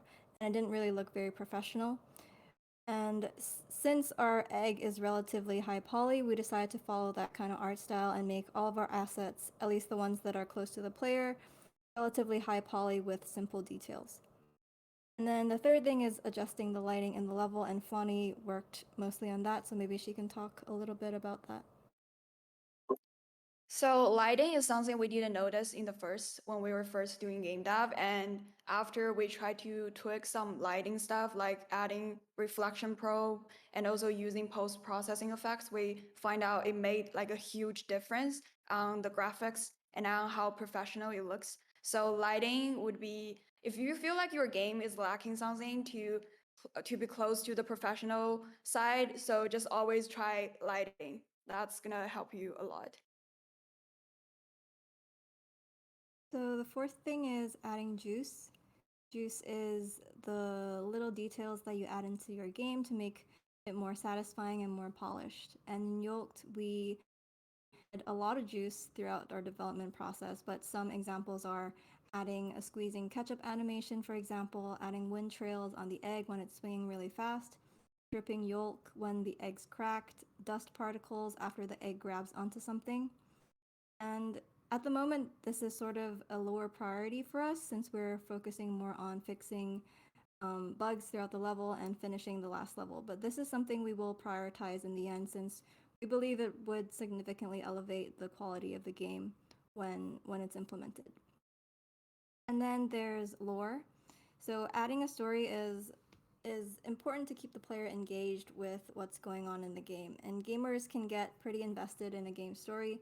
So we focus a lot on what the story behind Yolked is, how to make that interesting, and also how and when to reveal what parts of the story to the player. And so as you can see from the trailer, the player starts off as an egg with arms with no explanation as to how the egg got those arms. But slowly through background elements like news articles on the fridge and some other carefully placed objects, the story is revealed piece by piece. And it also forces the player to explore the level if they're interested in finding out more about the story. And we haven't actually implemented all the story elements in the game yet, but we're slowly adding them in. And the next thing is environmental storytelling, and Fonny can tell you a bit more about that. So for environmental storytelling, we noticed how important, how huge difference it made for the game. For example, for kitchen, we didn't really have a background before, and we're adding it for the professionalism, and we realized adding environmental storytelling is very important. For example, there's a kitchen, there's a guy in the kitchen. So how do we show that this kitchen belongs to this? There's a person using this kitchen by adding coffee they drink, or by adding some stuff they use, by adding food they are chopping up, or by adding like some cooking pans or like some food they're currently cooking to show that there's like people actually using the kitchen. So that's part of the environmental storytelling we added to the game. And then the last thing is adding a tutorial. So this is something we added to the beginning of the game, showing the controls in a simple and concise manner. And we tried to avoid using too much text so that players can get a sense of what to do within seconds. And we think that a tutorial makes our game more professional and also gives a good first impression to the game if it's implemented well. So here are some examples of the juice we added to the game. So on the right, you could see the ketchup squirting animation. On the top left, you can see the wind trails on the egg when it's falling really fast. And then there are also some story elements we added on the chalkboard that players can look at if they're interested in the story.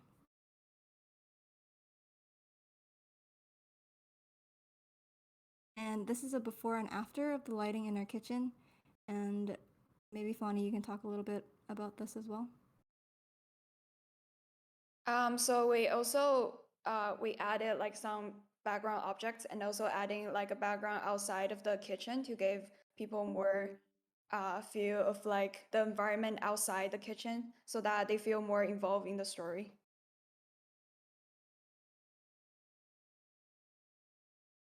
And here is a GIF that shows Yolk's development throughout the past year and a half. As you can see, the game changed a lot.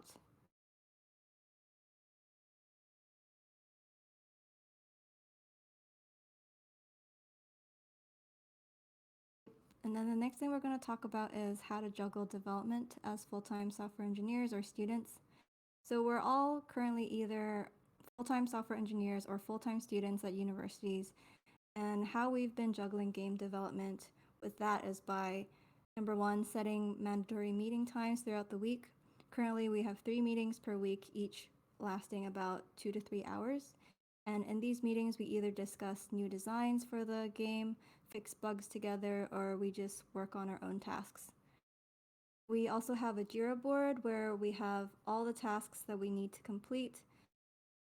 The Jira board is nice because it can let our publishers know what we're up to, and also it lets other team members know what you're working on, what you've completed, and also what else we need to do as a team. The third thing is Because we're all passionate about game development, it's easy to find time to regularly work on Yoked. And then the last thing is to maintain healthy relationships with our teammates, and we do get into disagreements because we are a team of 5, but we keep healthy relationships by staying open-minded and always respecting each other's opinions.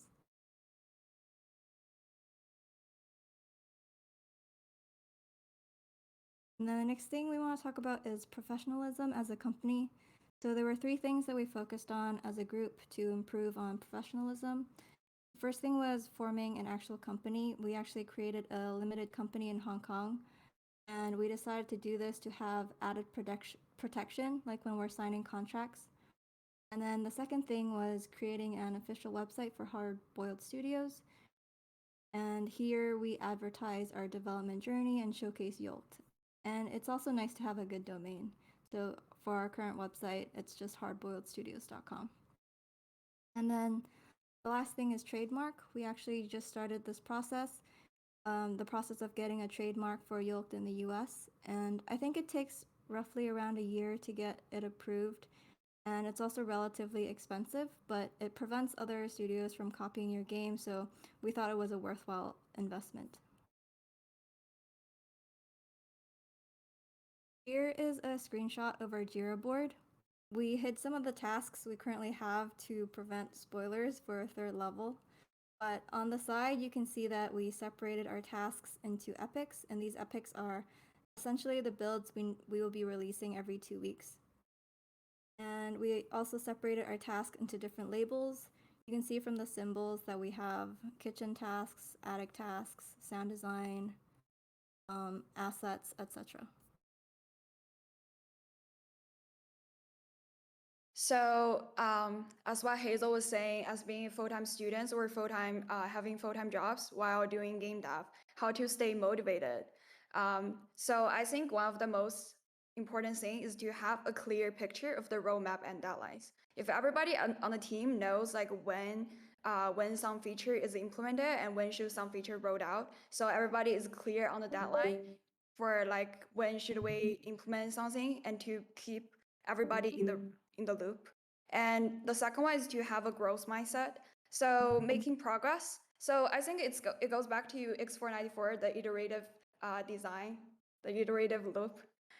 Where having a growth mindset, always making progress, play tasks, and find your bugs and fix your bugs, and look back to your progression. That's one of the most satisfying thing that you can feel during your game dev. And also communication with team. So we definitely have some situation where one teammate has some personal issues or have some other work or schoolwork that they have to focus on. So like it's very easy to feel overwhelmed. So it's like we encourage them to communicate with the team and to see how we can work together through, like, should we take off some tasks? Should we give tasks to other teammates? So it's always good to communicate with the team so that everybody is in the loop and knows what's going on. And also keep engaged with the players. So we feel like one of the most satisfying part of game dev is to see people play your game. So we are always here for the playtesting sessions. We're really like we're really looking for every playtesting sessions we have with our playtesters. So those are the time where we feel most satisfying by how people reacted to our game. Whether it's like it's good reaction or bad reaction, it's always a feedback for us to grow back to the growth mindset. And last but not least is to have passion. I think without passion for game dev, none of us will be here today while working on our full-time job and being a full-time student and working on this game. So always have passion for game dev. That's very important for your journey on this whole game dev journey. Yep. Another soft skill I want to add to this is being able to keep the morale high. So whenever someone is feeling down and like trying to reignite the passion and being able to do that through your friendship is a very important soft skill as well, to keep the passion going on and then just have a collective passion and interest in the game, and keeping that always, the morale always high, is very important.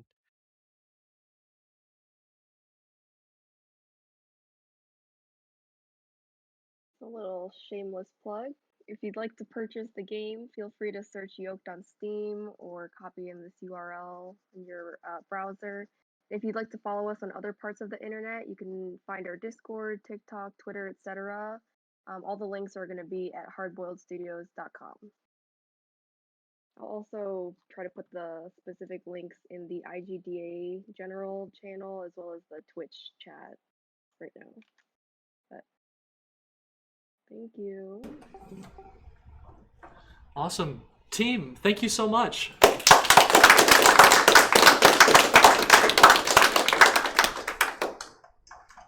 We have a whole host of questions for you. Are you guys ready to get started with some questions? Yep. Let's go. Awesome, awesome. So the first question is why did you choose to go into early access?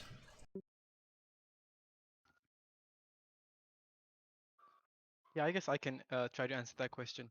I think early access really helps with especially indie games because full release is a very expensive and very could be a very costly process, and having the ability to have an early access process where you have the chance to build a community before you can make a full release is usually very helpful for an indie game. Very cool, very cool. Next question was, who made your trailer?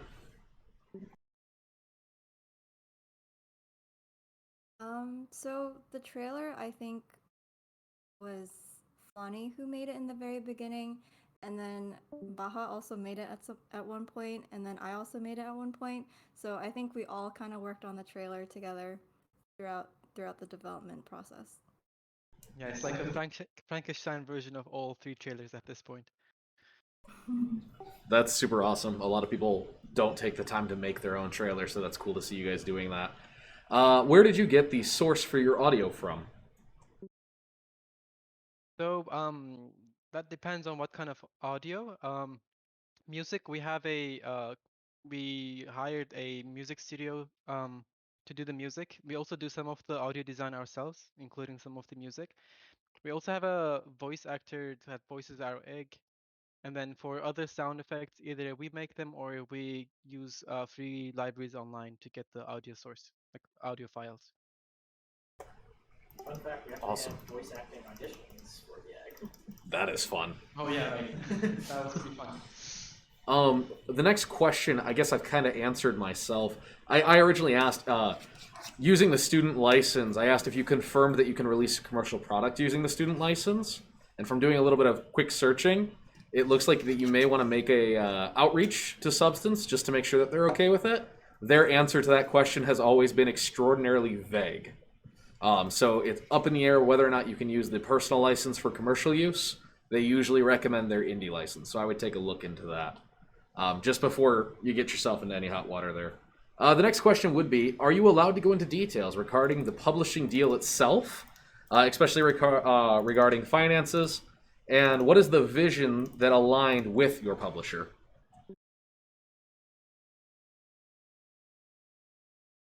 I guess I can try to carefully answer that question. So we have a six-figure publishing deal with our publisher. They would mostly Not six. 5-figure. 5. It's 5. Not Oh, six. I apologize. Okay. Five-figure funding from our publisher, and they mostly funding on our marketing, and they would also put in their own people for work hours to play tests and also to run Facebook ads and a lot of stuff. So I think the vision we share with Hisense. So there's a lot of like different kinds of game publishers and different kinds of game publishing deal you can get. There are some deal which is like a buyout where the publisher pay you one time fixed amount of money of cash and then they just walk away with your game and your copyrights. That's one kind of game publishing. And then the other kind is more like a cooperation where you work as a team. Like they provide resources that you need and you provide the game dev and the game and the product basically to them. So depending on what kind of time, what kind of engagement you want for your game, you can choose the best publishing deal for you. For us, we work with Hisense as a team together, and we try to publishing this game together. So they provide a lot of marketing help, but we as a game dev, we have to provide the actual product. and we have to polish our game to match the professionalism. So I think the reason we share a common vision is that they recognize our game as a very unique and fun, goofy game that we designed, and they want to publish it and promote it with their resources. And we feel like that's the best deal we can get with like of our like resources at the time. So we feel like that's how we share the vision. Yep. Very cool, very cool. Our next question is with the marketing, what are some tips you have for creating TikTok content for games? That is a great question. So, according to our publishing company, from their own research, they personally don't see any huge correlation between sales and TikToks. There might be, like a few more Discord members that join, or more wish lists, or more sales. But in general, they haven't found that TikTok has been the cause for huge spikes in sales. But even with all that, compared to other accounts on TikToks, there aren't that many game studios, so that may have some advantages, and that's sort of why we've continued to make TikToks, especially in these recent months. So I guess the biggest things would be to follow and interact with posts from other games or studios to get your algorithm in the same space so that you can sort of see similar content and what works well for the audiences that you're trying to target. Following accounts that other also cover games are good to follow. Also, if there are any game studios, those are also great to follow as well. We also use several hashtags. Who knows if that helps? But what I personally use is indie games, indie dev, indie games dev, lots of other specific indie game specific hashtags. And then TikTok in general should be entertaining or informative. People don't like to be overly marketed to. So we try not to have language that speaks, or I guess like using language that says we or us instead of I makes it a little bit more personal. Also, you want to have something that catches the audience's attention immediately, since TikTok is a very fast moving platform. And then I think the final tip I would say is also to post regularly. We try to post at least once a week, and especially as early access has started, and in the past few weeks when it ramped up, we started to post TikToks a bit more regularly. I'm definitely not an expert, but if you want to take a look at the TikToks and have any tips, let me know. Very cool, very cool. Were there any challenges while coming up with and implementing story and lore elements to your game? Oh yeah. I guess I can try to tackle this question. So story for platformer games is usually a little bit tricky because platformer games, especially since we are targeting a more hardcore audience, mid-core to hardcore audience, it has to be a soft and optional story that if you want, you can go into more detail. So we thought about story in two levels. One level is the what you are and what you're trying to do, which is you want to portray to everyone who plays. And then for if you're interested more in the details of the story, the optional details on why you're trying to why you're trying to do what you're trying to do, and details about how you came to be an egg with arms, and more story about the level design, and more story about uh, other characters in the game. One other thing is we try to. It's really easy to forget about story telling when you're doing game dev, because it sometimes takes a while to come to that level in development where you have to implement the story elements. So we sometimes try to have a meeting if we feel like we kind of ignored the story for too long. We have a meeting to update our story, reiterate the elements we wanted to include, and then maybe do some updates depending on how game development is going, and then try to keep the story documents we have updated and try to follow them as much as we can. Very cool, very cool. Have you considered using the Toon lighting shader or other NPR materials?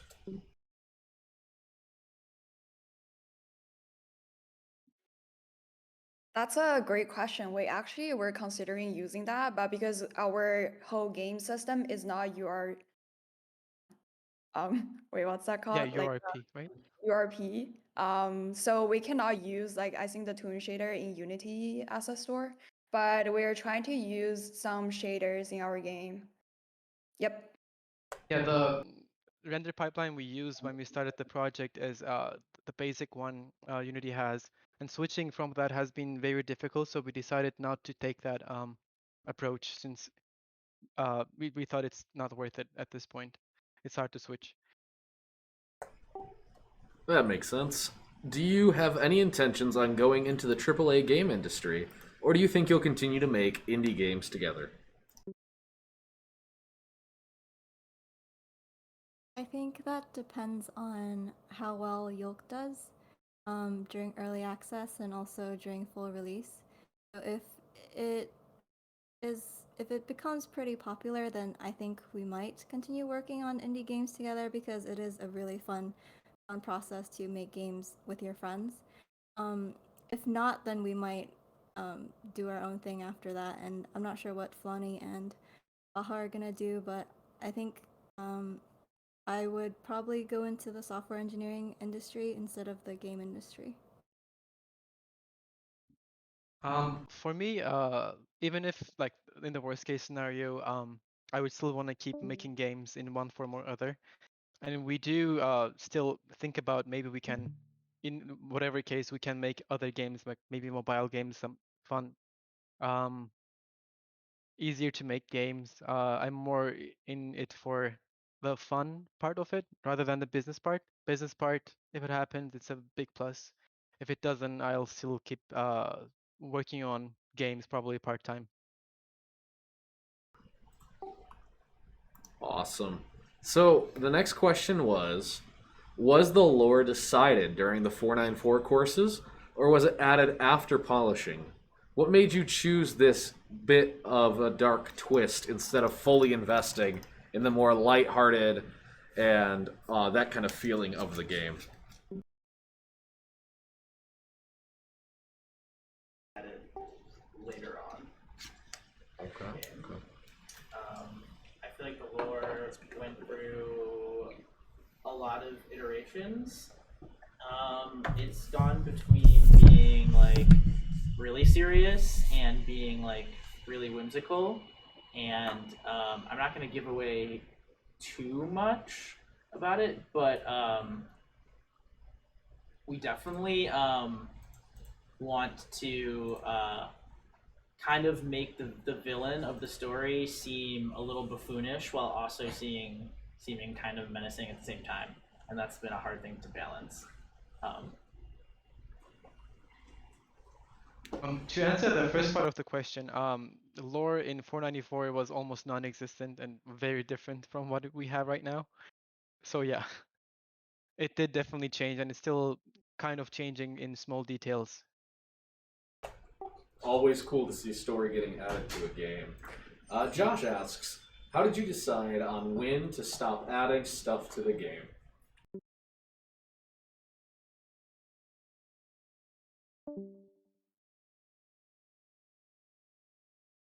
Okay, I'll answer that too. Yeah, so we when we initially began, we quickly realized there has to be an end to the feature creep, because you put deadlines and you quickly realize adding more tasks uh, has to be maintained as well. Like adding tasks should be also a process you should be careful about. For example, a couple of things we do is we usually have a roadmap, and from our past experiences, we try to evaluate if it's possible to add a new feature, or is it possible to tackle an issue in time. And we also look at our issue count on Jira board. Are there any missed deadlines? And depending on that, we kind of get that feeling that maybe it's time to focus on more on the fundamental things, and we don't have the time to go into more detail or more having the discussion to think about new features. Sorry. You You can go. go. Okay, I'll go. Um, So something that our publisher also talked to us about was don't let perfect be the enemy of good enough. And I think that's also something that we kind of focus on throughout our development process. Adding on to Hazel and Baha, I also want to point out optimization is very important. So for me, as also doing the environmental storytelling, I realized once you add too much high poly stuff into your game, the optimization of your game just become crazy. So that's also one aspect of how we Yeah. decide to end adding stuff. And that has a lot of hidden costs on other sites. So you would have to do some optimization in code, optimization in like segmenting the level. Yeah, so there are a lot of hidden costs to features usually you don't realize until you start working on the task.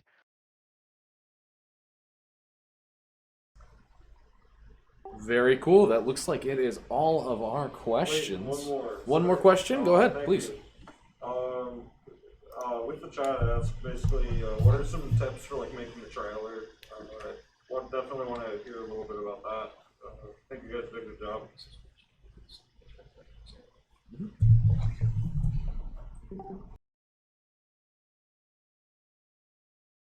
Sorry, what was the question? The voice was kind of muffled, sorry. He was asking about the trailer. Tips and strategies. So we use editing tools to make our trailer, and we also try to record some very interesting like playtesting sessions so that we catch those moments that's very funny and were like very exciting. And also having our voice actor Dawson Adams to adding the voice for us, which was very good. And also just adding a lot of juice to your trailer is very good.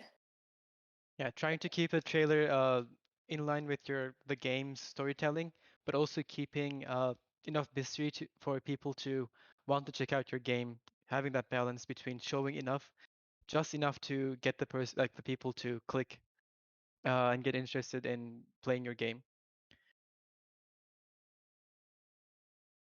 Awesome.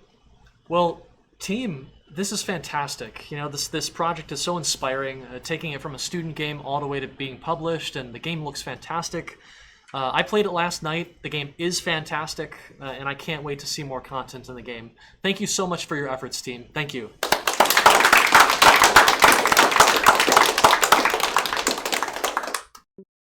Yeah, thank you for having us. No problem.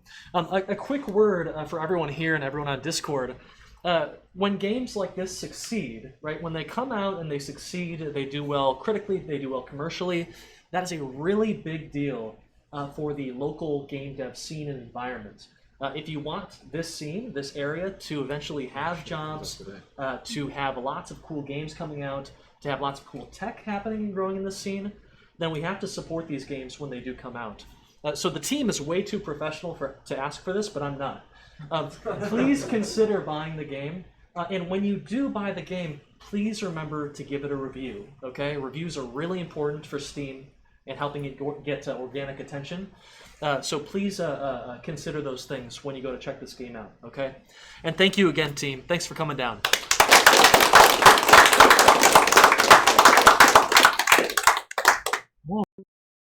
So I think that is just about it. Does anyone have any community announcements they'd like to shout out before we conclude? Nikhil?